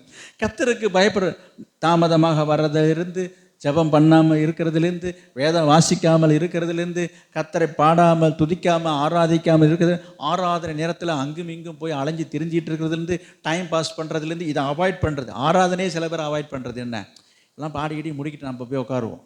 அங்கே போய் இங்கே போய் இங்கே அங்கே போய் இங்கே போய் இதெல்லாம் கர்த்தர் பார்க்குற. கர்த்தருக்கு பயப்படுற பயம் இருக்குதா? கர்த்தருக்கு பயப்படுற பயம் இருக்குதா? நான் நேற்றுக்கு ஒரு யூடியூப்பில் யாரோ ஒரு ஊழியக்காரர் பேசினார். சும்மா ஒரு ஷார்ட்ஸ் ஒன்று பார்த்தேன். அதை நம்ம ஏசிய இதில் போட்டோம், குரூப்லேயே போட்டிருக்கேன். யாராவது விசுவாசிக்கெல்லாம் பார்க்குறோம். எத்தனை பேர் பார்த்தீங்கன்னு தெரில எனக்கு. சில பேர் அதை கவனிக்கிறீங்க, சில பேர் கவனிக்கிறதில் போட்டிருக்கேன். நான் சரி எல்லாரும் பார்க்கட்டுமேன்னு போட்டு விட்டேன். அதில் அவர் கேட்குறாரு, நல்லா இருக்குது இந்த அது உபவாசத்துக்கு வரணுமா, ஜபத்துக்கு வரணுமா, காணிக்கை கொடுக்கணுமா, ஜெபம் பண்ணணுமா, அப்புறம் என்னது வேதம் வாசிக்கணுமா, இப்படிலாம் நீ மான்னு கேட்டுட்டு இருந்தா அவர் கேட்பார், உனக்கு நான் பரலோகம் தரணுமா? அவர் பேசுகிறாருங்க. நீங்கள் வேணால் போய் வீட்டில் போய் பாருங்கள். இந்த நம்ம சர்ச்சு குரூப்பில் சும்மா ஒரு 2 மினிட்ஸ் தான் ஓடும். நல்ல ஒரு சிரிப்பாகவும் இருக்குது, சிந்திக்க வேண்டியதாக இருக்குது. இப்போ அதை தான் நானும் சொல்கிறேன். அப்போ கர்த்தருக்கு பயப்படுற பயம் நிறைவேற்றி இல்லையே. நீங்கள் பயந்து இருந்தீங்கன்னா, அந்த பயம் உள்ளத்தில் இருந்ததுன்னா உங்கள் உள்ளத்தில் என்ன உண்டாகும்? ஞானம் பிறக்கும். கர்த்தருக்கு பயப்படுதலே ஞானத்தின் ஆரம்பம். எனவே இன்றைக்கி ஆண்டவரை சந்தோஷப்படுத்தணும்னு சில பேர் நினைக்கிறாங்க. ஆனால் சந்தோஷப்படுத்துறதுக்கு வழி தெரியல, வகை தெரியல. புரியுதுங்களா? அதையும் நான் சொல்லிடணுமே. நம்ம முடிச்சுட்டா நம்ம அடுத்த வாரத்துக்கு வேறு டாபிக்கு போகலாம். வாசிக்கலாம். லூக்கா எழுதின சுவிசேஷம் 10ஆம் அதிகாரம் 17வது வசனம். லூக்கா 10:17. பின்பு அந்த 70 பேரும் சந்தோஷத்தோடு திரும்பி வந்து, ஆண்டவரே உம்முடைய நாமத்தினாலே பிசாசுகளும் எங்களுக்கு கீழ்ப்படுகிறது என்றார்கள். போதும். இயேசு சீசர்கள் மட்டுமல்ல, ஒரு 70 பேரை பிரித்து எடுத்து அவங்களுக்கெல்லாம் கட்டளை இடுறாரு. போங்க, போய் எல்லாம் இந்த ஊருக்கெல்லாம், தெருக்கெல்லாம், ஜனங்களுக்கெல்லாம் போய் என்ன செய்யணும்? பிசாசை துரத்துங்க, நோயெல்லாம் குணமாக்குங்க என்று அவருக்கு அதிகாரம் கொடுத்தாரு. இவங்க எல்லாம் என்ன பண்ணுறாங்க? எல்லோரும் 4 திசையும் பிரிஞ்சு போகிறாங்க. போய் எல்லாம் ஊர் தெருவெல்லாம் போய் என்ன பண்ணுறாங்க? இயேசுவை பற்றி சொல்கிறாங்க. அங்கே பிசாசு ஓடுது, ஆடுது. என்னது இவங்களுக்கு என்னாச்சு? ஒரே சந்தோஷம். இன்றைக்கு சில விசுவாசிகளுக்கு இந்த பேய் விரட்டுறது, பிசாசு விரட்டுறது சில பேருக்கு இன்ட்ரெஸ்டிங்காக இருக்கும். நான் சொல்கிறது தப்பாக சொல்லலை. நான் புதிதாக ரட்சிக்கப்பட்ட நாட்களிலையும் அது நடந்தது. ஆனாலும் கர்த்தருடைய கிருபையினால் நான் அதில் பரவசப்படலை. அது நல்ல காரியம், கர்த்தர் நம்ம கொண்டு செய்கிறாருன்ற விஷயந்தான். ஆனால் இன்றைக்கி அது ஒரு பெரிய காரியமாக நினச்சிக்கிறாங்க. நான் போய் ஜெபம் பண்ணேன், அப்படியே ஆடிச்சு, அப்படியே ஓடிச்சு, அப்படியே என்ன எப்படி பிசாசு ஆடாமல் ஓடாமல் என்ன பண்ணுவார்? கர்த்தர் நமக்கு அந்த அதிகாரத்தை கொடு. கர்த்தர் நாமத்தை சொன்னால் பேய் பிசாசு ஓடும். இதெல்லாம் பெரிய விஷயம். இங்கே பார்க்குறோம், இவர் சந்தோஷமாக வந்து சொல்கிறாங்க. அப்படி தானே இருக்குது. ஆண்டவரே உம்முடைய நாமத்தினாலே பிசாசு இதை வந்து சொன்னாக்கா இயேசுநாதர் என்ன செய்வார், என்ன நினைப்பாருன்னு இவங்க நினச்சிட்டாங்க. ஏச அப்படியா தம்பி, பேய் ஓடிச்சா, பிசாசு ஓடிச்சா, ஓ அப்படின்னு இவங்க என்ன செய்வார், அப்படியே வாரி அணைச்சிப்பாரு, அள்ளி என்ன பண்ணுவார், தட்டி கொடுப்பாருன்னு இவங்க நினச்சிக்கிட்டாங்க. படிக்கலாமா? அவர்களை அவர் 20 படிங்க. ஆகிலும் ஆவிகள் உங்களுக்கு கீழ்ப்படிகிறதற்காக, ஆவிகள் உங்களுக்கு கீழ்ப்படிவதற்காக நீங்கள் சந்தோஷப்படாமல் உங்கள் நாமங்கள் பரலோகத்தில் எழுதியிருக்கிறதற்காக சந்தோஷப்படுங்கள் என்றார். நான் சுருக்கமாக சொல்லி நான் சீக்கிரமாக முடிக்கணுமே. தம்பி இந்த பாருப்பா, இந்த பேய் ஓடுது பிசாசு ஆடுதுன்னு நினச்சிட்டுலாம் ரொம்ப பெரிய பரவசம் அடையாத. இதெல்லாம் நடக்கும், இதெல்லாம் நடக்கிறது தான் நடந்துகிட்டு இருக்கு. இதெல்லாம் கண்டு நீ என்ன செய்யாத, ரொம்ப பெருமை பிடிச்சிட்டு நிற்காத. ஆஹா பேய் ஓடிச்சு, பிசாசு ஓடிச்சு, நான் ஜெபம் பண்ணால் பேய் ஆடுது ஓடுது. இதெல்லாம் நடக்கும். இதெல்லாம் சர்வசாதாரணமாக நமக்கு கொடுக்கப்பட்டிருக்கிற ஒரு அதிகாரம். இதை எதுக்கு ரொம்ப பெருசாக நீ பேசிக்கிட்டு இருக்கிற அப்படின்னு இயேசு சொல்கிறாரா இல்லையா? இங்கே பாருங்கள், இந்த வசனத்தை பாருங்கள். ஆவிகள் உங்களுக்கு கீழ்ப்படிவதற்காக நீங்கள் என்ன செய்யாதீங்க, சந்தோஷப்படாதீங்க. அப்புறம் என்ன செய்யணுமா, உங்கள் நாமங்கள் பரலோகத்தில் எழுதியிருப்பதற்காக. இதெல்லாம் என்னப்பா, that's all matter, no matter அப்படின்னு இயேசு அவங்க நடக்கிறாரு. இவங்க என்ன நினச்சி சொல்கிறாங்க, இவங்களுக்கு சந்தோஷத்தை மட்டும் இல்லைங்க, இதை கண்டு இதை கேட்டு இதை பார்த்து இயேசு என்ன செய்வார், சந்தோஷப்பட்டு மெச்சிப்பார், அப்படியே அள்ளி மோந்து பாருன்னு நினச்சி பார்த்தா பொண்ணு போட்டுது. இப்போ தெரியுதா? இதுதாங்க ஆண்டவர் நடத்துகிற காரியங்கள். நான் என்ன சொல்ல வருகிறேன், அப்போ ஆண்டவரையும் சந்தோஷப்படுத்துகிற காரியம் என்ன? நான் 2 காரியத்தை முன்பே சொல்லிட்டேன், பார்த்தீங்களா? அப்போ இது போன்ற காரியங்களால நிறைய பேர் நினைக்கிறாங்க, கர்த்தரை நான் சந்தோஷப்படுத்திட்டேன் படுத்துறதாக நினைக்கிறாங்க. இதெல்லாம் ஆண்டவர் பார்த்து சந்தோஷப்பட மாட்டார். உங்கள் மூலமாக பேய் ஓடலாம், பிசாசு ஓடலாம், நோய்கள் குணமாகலாம். இதெல்லாம் நடக்க வேண்டிய காரியங்கள். இதை நினச்சி நம்ம ஒன்றும் பெருமையாக பீத்திக்கிறது ஒன்றும் கிடையாது. இதெல்லாம் பார்த்து ஆண்டவர் ஆஹா என் பிள்ளை செய்கிறான்னு நினச்சி சந்தோஷப்பட மாட்டார். நல்லா புரிஞ்சுங்க. அப்போ ஆண்டவரை சந்தோஷப்படுத்தணும்னா நீ என்ன செய்யணும், நீ ஞானவான் ஆகணும். இன்னொரு சம்பவத்தையும் நான் சொல்கிறேன், ஆண்டவர் சந்தோஷப்படாத ஒரு காரியத்தை.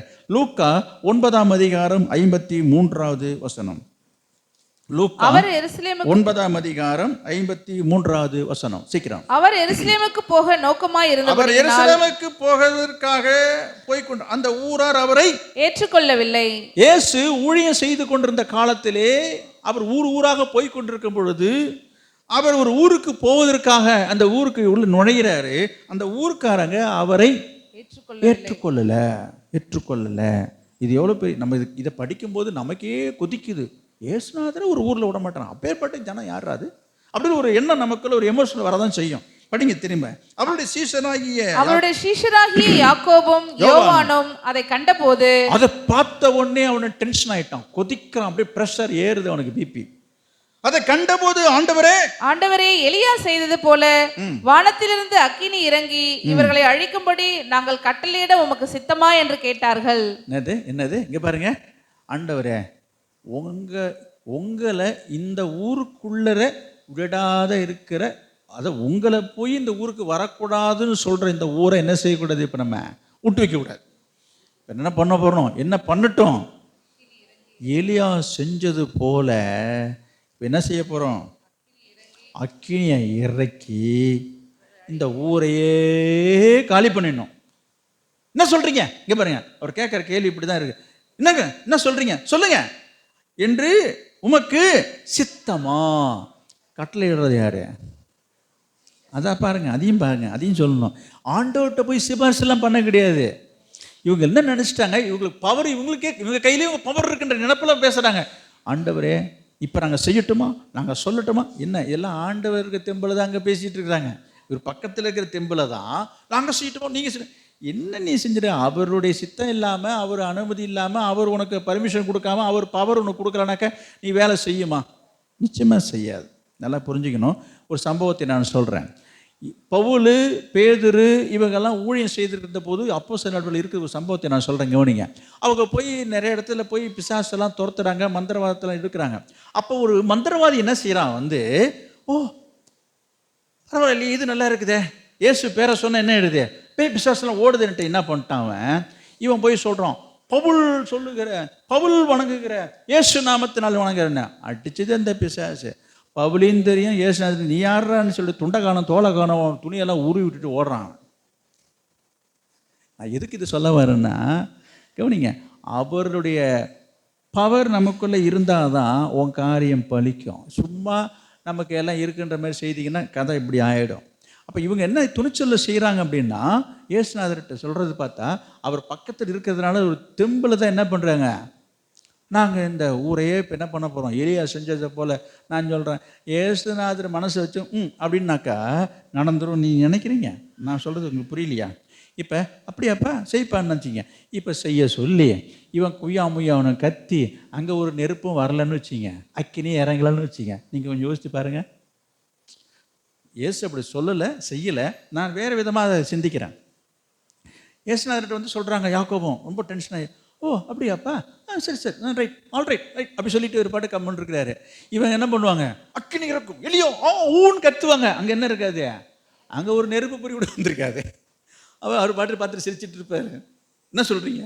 அப்போ நம்ம என்ன தான் செய்தாலும் செய்கிறதா இருந்தாலும் யாருடைய பவர் நமக்குள்ளே இருந்தால் மட்டும் அது கிரியை நடக்கும். அதுதான் முக்கியம். தெரியுதா? இது நமக்குள்ளே இருக்கிறதாகவும் நம்மகிட்ட தான் இருக்கிறீங்க நினச்சிக்காதீங்க. அவர் நமக்கு கொடுக்குறாரு, நம்ம மூலமாக வெளிப்படுது. அதுதான் உண்மை. அவர் இங்கே மெயின் சுவிட்சை ஆஃப் பண்ணுற மாதிரி ஆஃப் பண்ணிட்டா போச்சுக்காத. நான் சொல்கிறது விளங்குதா உங்களுக்கு? பிள்ளை உங்கள்கிட்ட வீட்டில் வந்து விளையாட்டை காட்டுதுங்க, கவனிங்க. என்ன விளையாட்டு காட்டுது? டிவியை போடுறது ஆஃப் பண்ணுறது, லைட்டை போடுறது ஆஃப் பண்ணுறது, ஃபேனை போடுறது. ஒரு பிள்ளை ஒரு குறும்புத்தனமாக பண்ணிகிட்டு இருக்கு. ஏய் சத்தம் போடுறோம், ஏய் செய்யாத, இங்கே பாருங்க, நம்ம ஒரு சத்தம் சவுண்டு கொடுக்குறோம். அது என்ன பண்ணுது, டக்கு டக்கு டக்கு டக்குன்னு போட்டுகிட்டே இருக்குது. போடுறது நிறுத்துறது போடுறது, அதுக்கு அது விளையாட்டு. நான் என்ன சொல்கிறேன், இப்போ நம்ம உட்காந்த இடத்துலேருந்து நம்ம கத்துறோம், ஏன்னு ஒரு கத்துறோம். என்னாச்சு இந்த பிள்ளை அது இன்னும் வேகமாக செஞ்சிட்டு இருக்கு. இப்போ நம்ம என்ன செஞ்சால் இதை அடக்கலாம்? சரி, நம்ம பாட்டுக்கு என்ன பண்ணுவோம், சத்தம் காட்டாமல் அந்த பிள்ளைக்கு தெரியாமல் ஃபீஸ் கேரை பிடிங்கிட்டு இல்லை மெயின் ஆஃப் பண்ணிட்டோன்னு வச்சுக்கோங்க. இது ஒன்று ஒன்று போட்டு போட்டு பார்த்து திரும்பி பார்க்கணும். நம்மளை எப்படி பார்க்க, என்னது லைட்டு எரியவே மாட்டுது, ஆஃப் ஆக மாட்டுது. இந்த சுவிட்ச் என்னாச்சு? நம்ம சொன்னதை நீ கேட்கல, என்னமோ நீ ஒரே மட்டும் ஆட்டிகிட்டு இருக்க. உன் ஆட்டத்தை என்ன பண்ணுறேன், இங்கே இருக்க கண்ட்ரோலு, இங்கே ஆஃப் பண்ண முடிஞ்சு. அதே போல தான் ஆண்டவர், அவர் என்ன செய்கிறாரு, பவர் அங்கே இருக்குது. புரியுதா? ஏதோ அவரு கொடுத்தது வச்சுட்டு நம்ம ஆட்டிட்டு உட்காந்துருந்தா, நான் அக்கினி இறக்கட்டுமா, நான் அதை இறக்கட்டுமா, இதை இறக்கட்டும், இங்கே தான் சொல்கிறேன். அப்போ இயேசு என்ன சொல்லுகிறாருன்றது பாருங்க, படிங்க. அவர் திரும்பி பார்த்து, நீங்கள் இன்ன ஆவி உள்ளவர்கள் என்பதை அறியீர்களா என்று அதட்டி, மனுஷகுமாரன் போதும். அப்போ படிப்போம், கவனிங்க. அதாவது இவங்க என்ன நினச்சி இது சொன்னாங்கன்றது தான் பாயிண்ட். என்ன நினச்சி சொல்லியிருப்பாங்கன்னா, இயேசுநாதரை இந்த ஊருக்குள்ளே நுழையக்கூடாதுன்னு சொல்லிட்டாங்க, இந்த ஊரே இருக்கக்கூடாது. இவங்களோட என்னென்ன, பேதுருக்கும் யோவானுக்கும் வந்த என்ன இப்போ ஏற்பட்ட ஜனங்க உசுரோடு இருக்கணுமா, என்னது இந்த ஊரே இருக்கக்கூடாது, ஊரே காலி பண்ணும் அப்படின்னு டென்ஷன். இதை பார்த்து இயேசு என்ன பண்ணியிருப்பாருன்றது அவங்களுடைய நினைப்பு. இதை பார்த்த உடனே, அடா என் பிள்ளைங்க என் சீசர்கள்லாம் என்ன செய்கிறாங்க, என் மேலே அம்மா பாசமாக இருக்குங்க. நான் ஒன்று சொல்கிறேன், சொல்லக்கூடாது, ஆனால் நான் சொல்கிறேன், சொல்லக்கூடாதுன்னு சொல்லிட்டு தான் சொல்கிறேன். இன்றைக்கி அரசியல் இது நடந்துகிட்டு இருக்குது. எங்கே போனாலும் ஏதாவது அரசியல் வந்து, உதாரணத்துக்கு பேச வரேன். இன்றைக்கி அரசியல்னு பார்த்தீங்கன்னா எந்த கட்சி வேணாலும் எடுத்துக்க, நான் எந்த கட்சி குறித்து சொல்லலைங்க, புரியுதா? சும்மா அவனை பிடிச்சி உள்ளே வச்சுட்டா போதுங்க, உடனே இங்கே ஒன்று கட்டையை உடைக்க வேண்டியது, இங்கே ஏதோ அந்த பஸ்ஸை மறிக்க வேண்டியது, கண்ணாடியை உடைக்க வேண்டியது. இதில் என்ன இருக்கு, இவங்க பெரிய தலைவர் மேலே ரொம்ப பெரிய பட்டுதலாக இருக்கிறாங்களாம். நடக்குதா இல்லைங்களா? இப்போ சாலமொழி பண்ணுறது என்ன, கடை மூடுற கிடையாது, என் தலைவன் உள்ளே வச்சுட்டான். அப்போ இவனுக்கு என்னது, ஆஹா எங்கள் தொண்டர்கள்லாம் என்னது, எனக்கு ஒன்றுன்னா என் தொண்டரெல்லாம் வந்து நிற்கிறாங்க. இதில் இன்னும் சில பேர் என்ன சில விளக்கெண்ணெய் இருக்குதுங்க, மண்ணெண்ணெய் எடுத்து ஊற்றிக்கிறாரு, அது ஒரு விளக்கெண்ணெய். இது என்னது, உடனே எடுத்து ஊற்றிக்கிறதான், ஐயோ என் தலைவா போயிட்டானே என்று சொல்லி. இதெல்லாம் நான் மெச்சிக்கிற விஷயமா நான் கேட்குறேன். மெச்சிக்கிறதாக நினைச்சு இன்னைக்கு உலகத்தில் நடந்துகிட்டு இருக்குது. அதே போல் இயேசுநாதரை மெச்சிப்பாரு என்று சொல்லி யோவானும் பேதுரு யோவானும் என்ன செய்கிறாங்க, கொதிச்சு எழுந்தாங்க. ஆண்டவர் பார்த்தாரு, அப்படி ஒரு தட்டு இந்தாப்பா என்ன இப்போ என்ன ஆயிடுச்சு, இப்போ இன்ன ஆவி உடையவர் என்று அறியிருக்கலாம் என்று அந்த வசனத்தை படிங்க சீக்கிரம். அவர் திரும்பி பார்த்து நீங்கள் இன்ன ஆவி உள்ளவர்கள் என்பதை அறியீர்களா என்று அதட்டி. போதும் போதும், அந்த வார்த்தைக்கு தான் படிக்க வச்சேன். கவனிங்க என்ன சொல்றாரு, அதட்டுறாரு. என்னப்பா என்னது என்னது என்ன நினைச்சிட்டு இருக்கீங்க, நீ யாரு நினைச்சிட்டு இருக்கீங்க? அதாவது இவங்கள தான் அதட்டுறாரு, யாரும் அதட்டல. ஏங்க என் ஊருக்குள்ளே வராதே போயேன் அப்படின்னு சொல்றவங்கள இயேசு அதட்டல. நான் எப்படி தானே செஞ்சுருக்கணும். என்னது என்ன என்ன வர முடியாமல் பண்ணிடுவியா, நான் வந்தால் என்ன பண்ணிவிடுவேன் நீ? நான் மனுஷிகமாக பேசுகிறேன். என்ன பண்ணுவோம், நமக்கு கோபம் வந்தா ஏன்னா வர விட மாட்டியா, நீ இந்த ஊரில் இருந்துருவியா, இந்த ஊரில் நீ வாழ்ந்துருவியா, நான் உன்னை இருக்க விட்டுருவானே, இப்போ வர நான் வருவேன், இப்போ உள்ள வருவேன், இப்போ என்ன பண்ணுவேன் என்ன? இந்த மாதிரிலாம் மனுஷிகமாக நடக்கிற காரியம். இயேசு அதை ஒரு காரியமாகவே எடுத்துக்கல. இங்கே துள்ற சீசர்கள் யாரு, தனக்காக படிந்து பேசுகிற தன் மேல உள்ள ஆதங்கத்தில் குதிக்கிறவங்களை தலையில 2 தட்டு தட்டி அதட்டி சொல்றாரு, இந்தாப்பா என்ன இது என்ன இப்போ என்ன ஒரே மட்டும் ஆடுற, என்னை உள்ள விடலாம் என்ன, அதனால பரவாயில்ல நம்ம வேற ஒரு போவோம். இப்படிலாம் பண்ணக்கூடாது. என்ன பண்ணக்கூடாது, இந்த ஊரை கொளுத்துவேன், வீட்டை கொளுத்துவேன், பஸ்ஸை கொளுத்துவேன், என்ன கண்ணாடியை உடைப்பேன், இப்படிலாம் பண்ணக்கூடாது. நான் இப்போ உள்ள காலகட்டத்து மாரி பேசுகிறேன். இன்றைக்கி ஏதாச்சும் ஒன்றுனா என்ன பண்ணுது, பஸ்ஸு கண்ணாடியை உடைச்சிட வேண்டியது, செய்கிறாங்களா இல்லையா? பஸ்ஸை உடைக்க வேண்டியது, பஸ்ஸை தண்ணி இது பெட்ரோல் ஊற்றி கொளுத்த வேண்டியது, கடையை கொளுத்த வேண்டியது, கடையெல்லாம் திறக்கக்கூடாது வேண்டியது. என்ன இது என்ன? நம்ம ஆண்டவர் இயேசுநாதரோட பெரிய ஆளாக நினச்சிக்கிட்டு எல்லாம் செஞ்சுட்டு கிடக்குறாங்க. நம்ம ஆண்டவர் என்ன செய்தார், இந்தப்பா நீ என்ன ஆவி உடல் என்று அறியலாம். அப்போ இயேசு இதில் என்ன செய்யலை, இந்த காரியத்தில் சந்தோஷப்படலை. அவங்க என்ன நினச்சி செய்தாங்க, இப்படிலாம் செய்தால் இயேசுநாதருக்கு ரொம்ப சந்தோஷமாக இருக்கும்னு தப்பாக நினச்சி செய்தாங்கன்னு நான் சொல்ல வரேன். அப்போ உங்களுக்கு என்ன சொல்ல வரேன், அப்போ ஆண்டவரை இருதயத்தை சந்தோஷப்படுத்துகிற என்ற நோக்கத்தில் இது போன்ற காரியங்களை செய்ய முற்படாதீங்கன்னு சொல்ல வரேன். இப்போ தான் நம்ம சந்தோஷப்படுத்தணுன்றதை இப்போ தான் சத்தியத்தை கேட்டுட்டு வரும்பொழுது இந்த மாதிரி காரியங்களை போய் செய்து எக்கு தப்பாக மாட்டிக்கிட்டீங்க. புரியுதா? இதெல்லாம் ஆண்டவரை சந்தோஷப்படுத்துகிற விஷயம் இல்லை. நான் 2 காரியத்தை சொன்னேன். இங்கே ஒன்று சொன்னேன், என்னது பிசாசுலாம் கீழ்ப்படுது, அதெல்லாம் ஒரு பெரிய சந்தோஷம் கிடையாது. அப்போ ஆண்டவர் மனதை சந்தோஷப்படுத்துகிற 2 காரியத்தை நான் உங்களுக்கு முன்னதாக சொல்லிவிட்டேன். ஒரு ஸ்திரீ என்ன செய்தா, அவள் கால்களுக்கு கண்ணீரால் நினைச்சான்.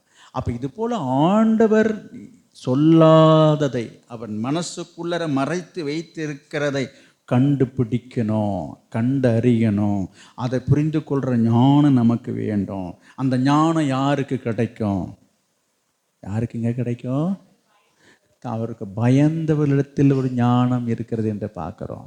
அப்போ ஆண்டவருக்கு பயந்து அவரோட நெருங்கி இருக்கணும். அதுக்கு தான் ஒரு குழந்தையை பற்றி ஒரு ஓமை சொன்னேன். ஒரு குழந்தைன்னு சொன்னால் அந்த தாய்க்கு தான் அந்த குழந்தை எதுக்கு அழுவுது, அது என்ன கேட்குதுன்றது முதற்கொண்டு பெற்ற தாய்க்கு மட்டும்தான் தெரியும். ஏன் தெரியும், எதனால் தெரியும், எப்படி என்ன காரணம் என்று சொன்னால், அந்த குழந்தையும் தாயும் எப்பொழுதுமே என்ன செய்கிறாங்க, இணைஞ்சிருக்கிறாங்க.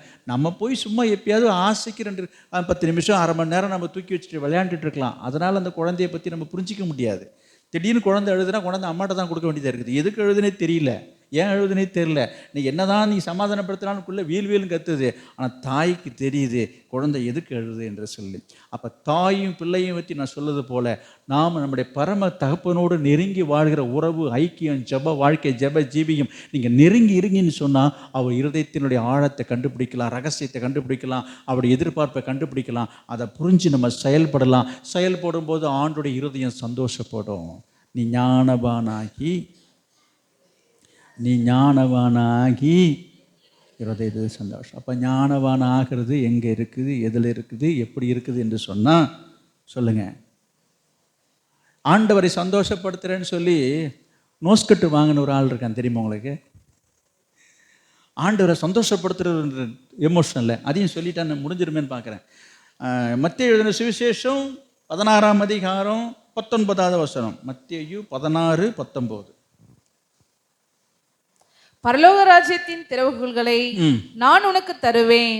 பூலோகத்திலே நீ கட்டுகிறது எதுவோ அது பரலோகத்திலும் கட்டப்பட்டிருக்கும், பூலோகத்திலே நீ கட்டவிழ்ப்பது எதுவோ அது பரலோகத்திலும் கட்டவிழ்க்கப்பட்டிருக்கும் என்றார். சரி, இது பேதுருவை பார்த்து இயேசு சொன்ன வார்த்தை. எப்பொழுது சொன்னார் என்று சொன்னால், பேதுரு இயேசுவை பற்றி ஒரு காரியம் சொல்கிறான். பேதுரு இதை இயேசு கேட்குறாரு, எல்லாரும் என்னை யார் என்று சொல்கிறாங்கன்னு ஆளாளுக்கு ஏதோ உளர்றாங்க. பேதுரை பார்த்து கேட்குறாரு, ஏன்பா நீ என்னப்பா சொல்கிற? நீர் ஜீவனுள்ள தேவனுடைய குமாரனாகிய கிறிஸ்துவத்துவம் ஆண்டவருக்கு ரொம்ப வெரி குட் சபாஸ், ரைட் வெரி குட். என்னது ஒரு சரியான விடையை சொல்லும்போது ஆண்டவர் ரொம்ப சந்தோஷப்பட்டு அவனை பாராட்டி அங்கே சொல்கிறாரு, நான் என்னத்தை கொடுக்க போகிறேன் உனக்கு? பரலோகத்தின் திறவுகளை கொடுக்குறேன்ட்டு பரலோகத்துடைய சாவியை கையில் கொடுத்துட்டாரு. இது கிட்டத்தட்ட நான் என்ன சொல்ல வரேன், பேதுருக்கு அங்கே ஒரு கிராஜுவேஷன் நடத்திட்டார், பட்டமளிப்பு விழா கொடுத்து அவருக்கு டாக்டரேட் பட்டம் கொடுத்தாரு என்று நான் கொஞ்சம் மாற்றி சொல்கிறேன். சொன்னாலும் தப்பு இல்லை. அவர் கொடுத்தாரான்னு என்ன கேட்காதீங்க. அவர் செய்த செயலுக்கு சொல்கிறேன். அவர் செய்த செயல், அவர் செய்த வார்த்தை, சொன்ன வார்த்தையை கேட்டு இயேசு என்ன பண்ணிட்டாரு, ஒரே ஆடாடா ஒன்ன மாதிரி ஒரு புத்திசாலி அறிவாளி நான் பார்த்ததே கிடையாது, இந்தப்பா வச்சுக்க சாவி. அந்த காலத்தில் கல்லூரி கிடையாது, யூனிவர்சிட்டி கிடையாது, கிராஜுவேஷன் கிடையாது. நான் சும்மா இந்த காலத்தை வச்சு நான் போயிட்டு பேசுகிறேன். அப்போ இயேசு பேதுருக்கு என்ன கொடுத்துருதாக கூட சொன்னாலும் சரியாக இருக்கும். டாக்டர் பட்டம் கொடுத்துட்டப்பா, கௌரவ டாக்டர். இப்போ இவனுக்கு என்ன ஆகிருக்கும்? ஒரே சந்தோஷம். யார்? 12 பேர் மத்தியில் என்ன இயேசு என்ன சொல்லிட்டாரு, பரலோகத்தின் திறவுகோலையே கொடுத்துட்டாரு. நான் திறந்தாதான் நீங்களாம் என்ன செய்ய முடியும்? பரலோகத்தையே போக முடியும். நான் பூட்டினா யாரும் போக முடியாது. இந்த மாதிரிலாம் உள்ளுக்குள்ளே எண்ணத்தில் ரொம்ப அப்படியே மிதந்துட்டு இருக்கிறாரு. மிதந்துட்டு இருந்த அந்த மிதப்புல தான் பாருங்க 22வது வசனம். அப்பொழுது பேதுரு அவரை தனியே அழைத்து கொண்டு போய், ஆண்டவரே இது உமக்கு நேரிடக் கூடாதே, இது உமக்கு சம்பவிப்பதில்லை என்று அவரை கடிந்து கொள்ள தொடங்கினான். இது கொஞ்சம் ரொம்ப ஓவரு.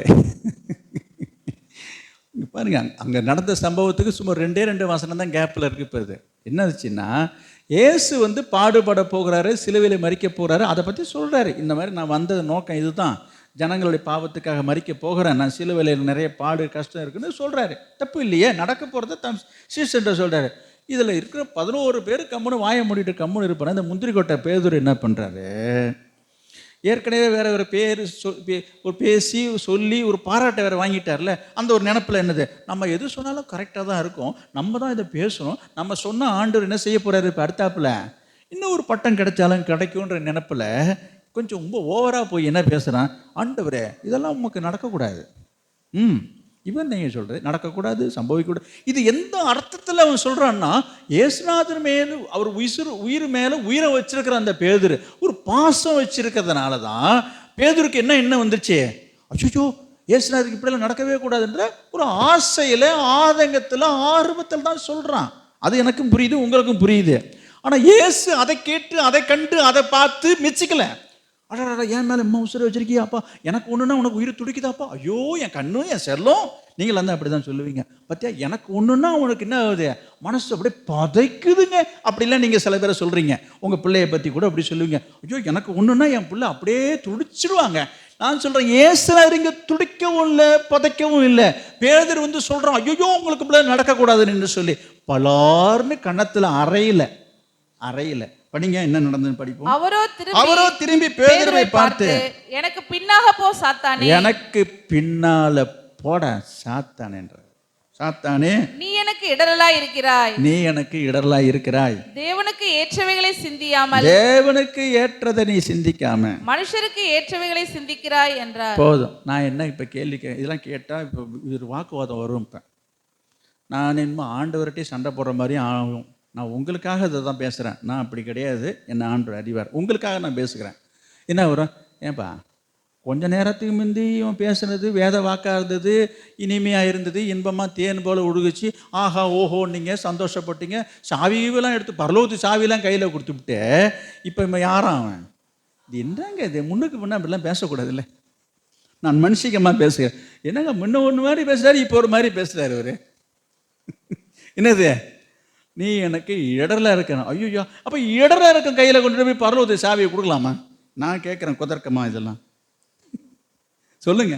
என்னது, திரும்பி பேதுருவை பார்த்து எனக்கு பின்னாக போ சாத்தான் என்ற, ஐயோ கொஞ்ச நேரத்துக்கு தான் சொன்னார், யோனாவின் குமாரன் சீமோனே நீ பாக்கியவா, மாம்சமோ ரத்தமோ இது வெளிப்படுத்தலை, என் பிதாதான் உனக்கு வெளிப்படுத்தினாரு. அப்போ இதை வெளிப்படுத்தினது யாராம்?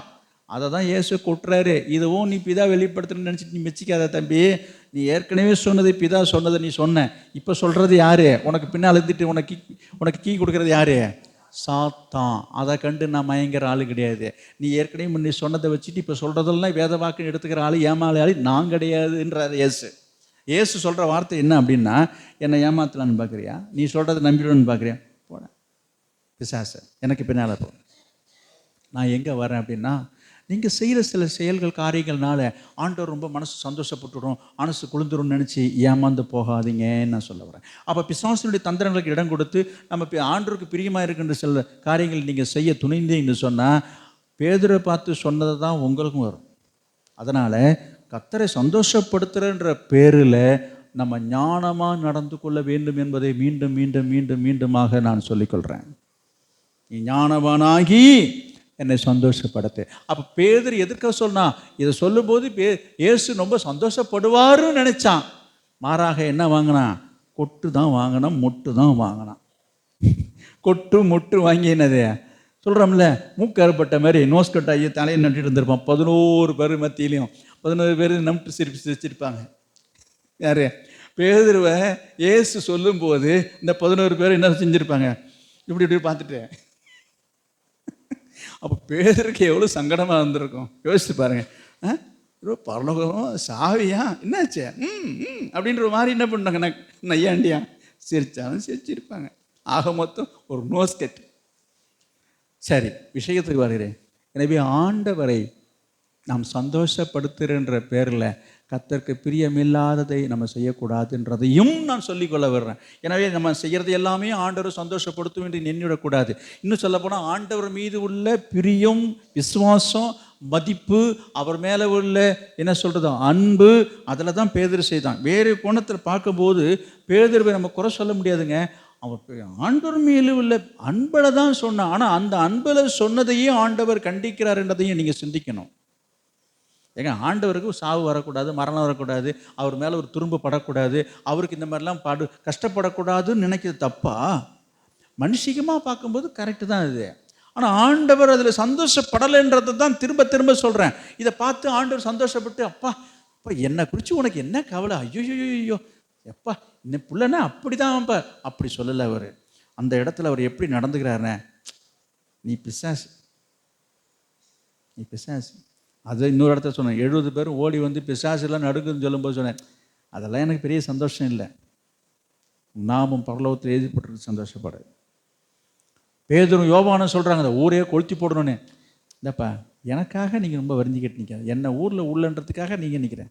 இதெல்லாம் பார்த்து மெச்சிக்கிறாள் நான் கிடையாதுப்பா. அப்போ எல்லாவற்றிலையுமே ஒரு டிஃப்ரெண்ட்டாக இருக்கிறதை நான் உங்களுக்கு சொல்லி காட்டுறேன். ஆனால் இன்றைக்குள்ள அரசியல்வாதிகள் என்ன செய்கிறாங்க, இன்றைக்கி 4 பஸ்ஸை உடச்சி பஸ்ஸை கொளுத்தினா தான் ஒரு பெரிய தலைவர் அவர். டே அப்பா இவருக்கு அவ்வளோ மவுசு இருக்குங்க, டே அப்பா 10 பஸ்ஸை கொளுத்திட்டாங்களாம்ல, ஒரு பெரிய ஆளாம் அவர். ஐயோ, எல்லாம் நான் சொல்கிறதுக்கு ரொம்ப வெட்கப்படுறேன். பஸ்ஸை கொளுத்துறது, கடையை உடைக்கிறது, வீட்டை கொளுத்துறது, தெருவில் நுழைஞ்சு ஊரில் நுழைஞ்ச கலவரை வரைஞ்சி வீடெல்லாம் என்ன பண்ணுறது பண்ணிட்டாக்கா அவங்களும் பெரிய ஆளா, பைத்தியக்காரங்களாம். இதை மெச்சிக்கிறதுக்கு இருக்கிறான். நம்ம ஆண்டவர் இதில் பிரியப்படுறது அல்ல. அதுதான் நான் சொல்லுவேன். நாம் யாரை சந்தோஷப்படுத்தணும், பிரியப்படுத்தணும்? கர்த்தரை சரி சந்தோஷப்படுத்தணும். எதுக்கு சந்தோஷம்?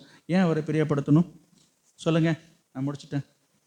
இப்போ எதுக்கு இவ்வளோ நேரம் மூச்சை கட்டிட்டு பேசணும்? இப்போ எதுக்கு இப்போ அவரை சந்தோஷப்படுத்தணும்? ஏங்க, நாமளே சந்தோஷம் இல்லாமல் உட்காந்துருக்குறோம். நாமளே நம்ம வீட்டை நினச்சி, குடும்பத்தை நினச்சி, எதிர்காலத்தை நினச்சி, பிள்ளைய நினச்சி நான் அழுதுட்டு உட்காந்துருக்கிறேன். அவரை போய் சந்தோஷப்படுத்துறீங்க. அவரை என்ன சந்தோஷப்படுத்த சொல்லுங்கள். சில பேர் சொல்லலாம், நான் சொல்கிறேன், நீங்கள் சந்தோஷப்படணுன்னா அவரை சந்தோஷப்படுத்துங்க. உங்கள் துக்கம் சந்தோஷமாக மாறும். சரிதா? நீ இப்போ பார்த்தாலும் துக்கமாக இருக்குன்னு சொல்லிட்டீங்கன்னா நீ துக்கத்தில் தான் இருப்பேன். புரியுதா? அதை விட்டுட்டு நம்ம போன வாரம் ஒரு வார்த்தை கேட்டோம், என்னது? ஆத்துமாக்களை ஆதாயப்படுத்தி ஆண்டவரை சந்தோஷப்படுத்தணும். இன்றைக்கு நம்ம ஒரு காரியம் பார்த்தோம், ஆண்டவர் சொல்லாததை ஆண்டவர் வாயை திறந்து சொல்ல மாட்டார். இப்போவும் நீங்கள் உடனே சொல்லுங்கள்லாம் கேட்காதீங்க. ஆண்டவர் சொல்லாததை அப்போ எப்படிங்க கண்டுபிடிக்குது? அந்த ஞானத்தை கர்த்தர்ட்ட கேட்கணும். நீங்கள் ஜெபிக்கும்போது ஆண்டு உங்கள் உள்ளத்தில் உணர்த்துவார். ஒரு ஏவுதல், ஒரு தூண்டுதல் வரும். புரியுதா உங்களுக்கு?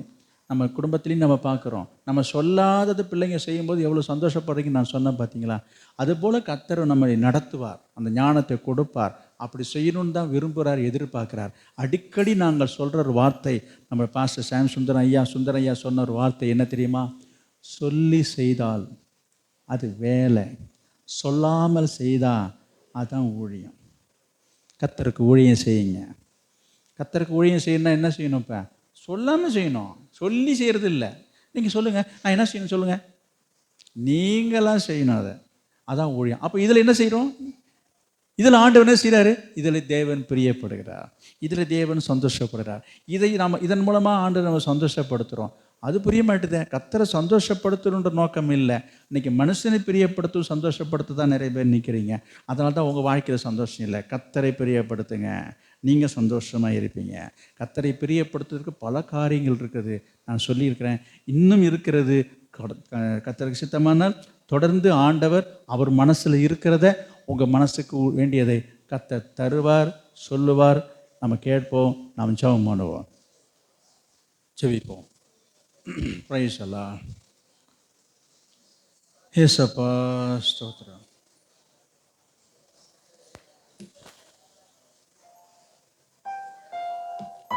அல்லேலூயா, ஸ்தோத்திரம் ஸ்தோத்திரம். ஒரு தீர்மானத்துக்கு வாங்க, ஆண்டவரை சந்தோஷப்படுத்துறதுக்கு ஒரு தீர்மானத்துக்கு வாங்க. இயேசுவே இயேசுவே,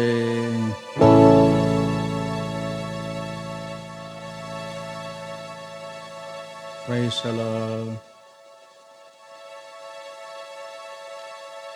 ஸ்தோத்திரம் ஆண்டவரே.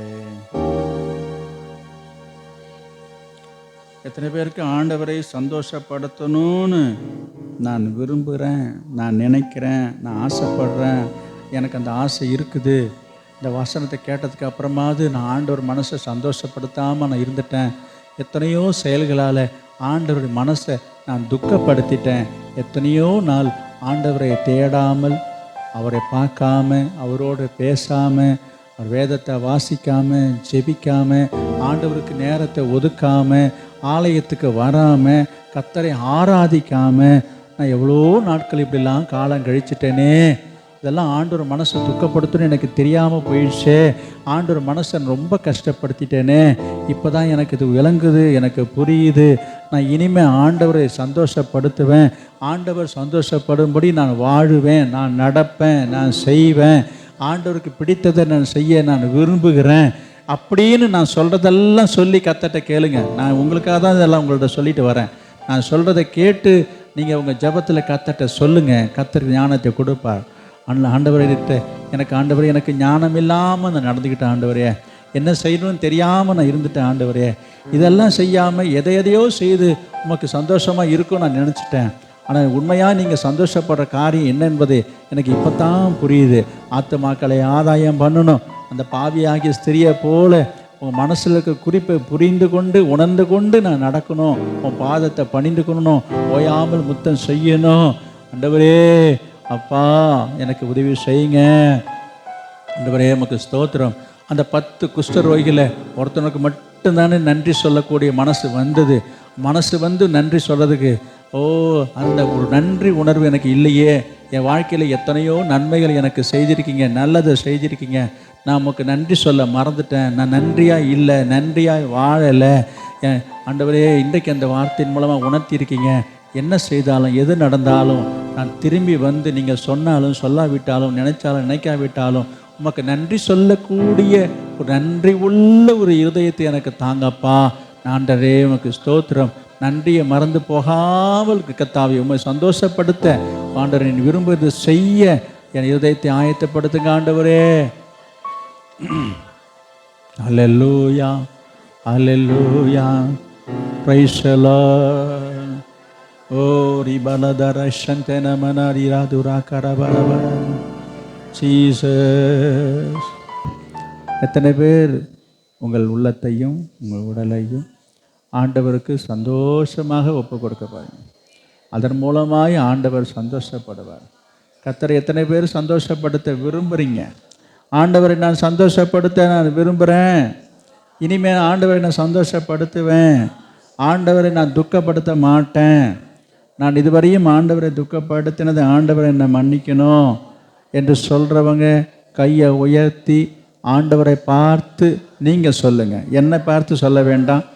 நீங்கள் சொல்கிறதே ஆண்டவர் கேட்கிறார், கேட்பார், கேட்கட்டும். கர்த்தரை பார்த்து சொல்லுங்க, ஆண்டவரே நான் உம்மை சந்தோஷப்படுத்த விரும்புகிறேனப்பா, உம்மை பிரியப்படுத்த விரும்புகிறேன். ஆண்டவரே உமக்கு பிரியமாய் வாழ, உமக்கு பிரியமானது செய்ய எனக்கு கற்றுத்தாங்கப்பா. எனக்கு ஞானம் இல்லை, எனக்கு அறிவு இல்லை, எனக்கு புத்தி இல்லை, எனக்கு என்ன செய்யணும்னு எனக்கு தெரியல, தோண மாட்டுது. எனக்கு அந்த ஞானத்தை தாங்கப்பா, உம்மை சந்தோஷப்படுத்துகிற ஞானத்தை தாங்கப்பா. ஆண்டவரே இந்த பாவியாகிய ஸ்திரீ செய்தது போல நீங்க மனசில் நினைக்கிறதெல்லாம் புரிந்து செய்யக்கூடிய ஞானத்தை எனக்கு தாங்க ஆண்டவரே. ஆண்டவரே உமக்கு ஸ்தோத்திரம். அந்த குஷ்டரோகியை போல திரும்பி வந்து உமக்கு நன்றி சொன்னானே, சொல்லாமலேயே வந்து சொன்னதை போல நீங்கள் சொல்லாமலேயே நாங்கள் செய்யக்கூடிய ஞானமுள்ள ஆவியை தாங்க, இருதயத்தை தாங்கப்பா. உங்களுடைய ஊழியத்தை செய்யணுமே, உங்களுடைய வேலையை செய்யணுமே, சொல்லி செய்கிறது அல்ல, சொல்லாமல் உங்களுடைய ஊழியத்தை செய்யக்கூடிய ஞானத்தை தாங்க. அதன் மூலமாக உண்மை சந்தோஷப்படுத்த எங்களுக்கு உதவி செய்யுங்க. என்னையும் என் குடும்பத்தையும் என் பிள்ளைகளையும் சந்தோஷமாக வாழ வைப்பீராக. ஆண்டவரே உமக்கு ஸ்தோத்திரம். ரீபாலா பாலாதி சந்தன மராதி ராக்கரபர தீபாலந்தரி சந்தன மனாந்தி ஆதுலா கரபரபர ஓ ரீகா பாலாதர ஷதரந்தராரி ஆதுரா கரபர. அல்லேலூயா. பரிசுத்தம் உலக நல்ல பிதாவே நாங்களும் ஸ்தோத்திரிக்கிறோம். இன்றைக்கு நம்முடைய வார்த்தையின் மூலமாக தொடப்பட்டு உணர்த்தப்பட்டு ஒப்பு கொடுத்து ஜெபித்து கொண்டிருக்கிற உங்களுடைய பிள்ளைகளை நீர் ஆசீர்வதியும். உங்களுடைய குடும்பத்தையும் பிள்ளைகளை ஆசீர்வதியும். சந்தோஷப்படுத்துங்க, சந்தோஷமாக இருக்க உதவி செய்யுங்க. அவளை துக்கமெல்லாம் சந்தோஷமாக மாறட்டும். உண்மை துக்கப்படுத்தாதபடிக்கு, இது வரைக்கும் உண்மை துக்கப்படுத்துனதெல்லாம் போதும். ஆண்டவரை உண்மை சந்தோஷப்படுத்தும்படிய வாழ்க்கை வாழ உதவி செய்யுங்கப்பா. அவனுடைய இருதயத்தை உமக்கு அர்ப்பணித்து ஒப்பு கொடுத்து கீழ்ப்படிந்து பயந்து தீமை விட்டு விலகி ஞானமாய் நடந்து கொள்ளக்கூடிய இருதயத்தை தாங்கப்பா. நீங்கள் சொல்கிறது மட்டுமல்ல, சொல்லாத நீர் நினைக்கிற எதிர்பார்க்கிற காரியத்தை செய்யக்கூடிய ஞானமுள்ள இருதயத்தை ஒவ்வொருவருக்கும் நீ தருவீராக. ஆசீர்வதியும். இயேசுவின் நாமத்தில் ஜெபிக்கிறோம் பிதாவே, ஆமென். என் ஆத்துமாவே கர்த்தரை ஸ்தோத்திரி, என் முழுவலுமே அவருடைய பரிசுத்த நாமத்தை ஸ்தோத்திரி. என் ஆத்துமாவே கர்த்தரை ஸ்தோத்திரி. கர்த்தர் செய்த சகல உபகாரங்களையும் மறவாதே. நம்முடைய கர்த்தராகிய இயேசு கிறிஸ்துவினுடைய கிருபையும் பிதாவாகிய தேவனுடைய அன்பும் பரிசுத்த ஆவியானுடைய அந்யோன்ய ஐக்கியமும் இப்பொழுதும் எப்பொழுதும் சதா காலங்களிலும் நம் அனைவரோடும் சகல பரிசுத்தவான் கூட தங்கி இருப்பதாக.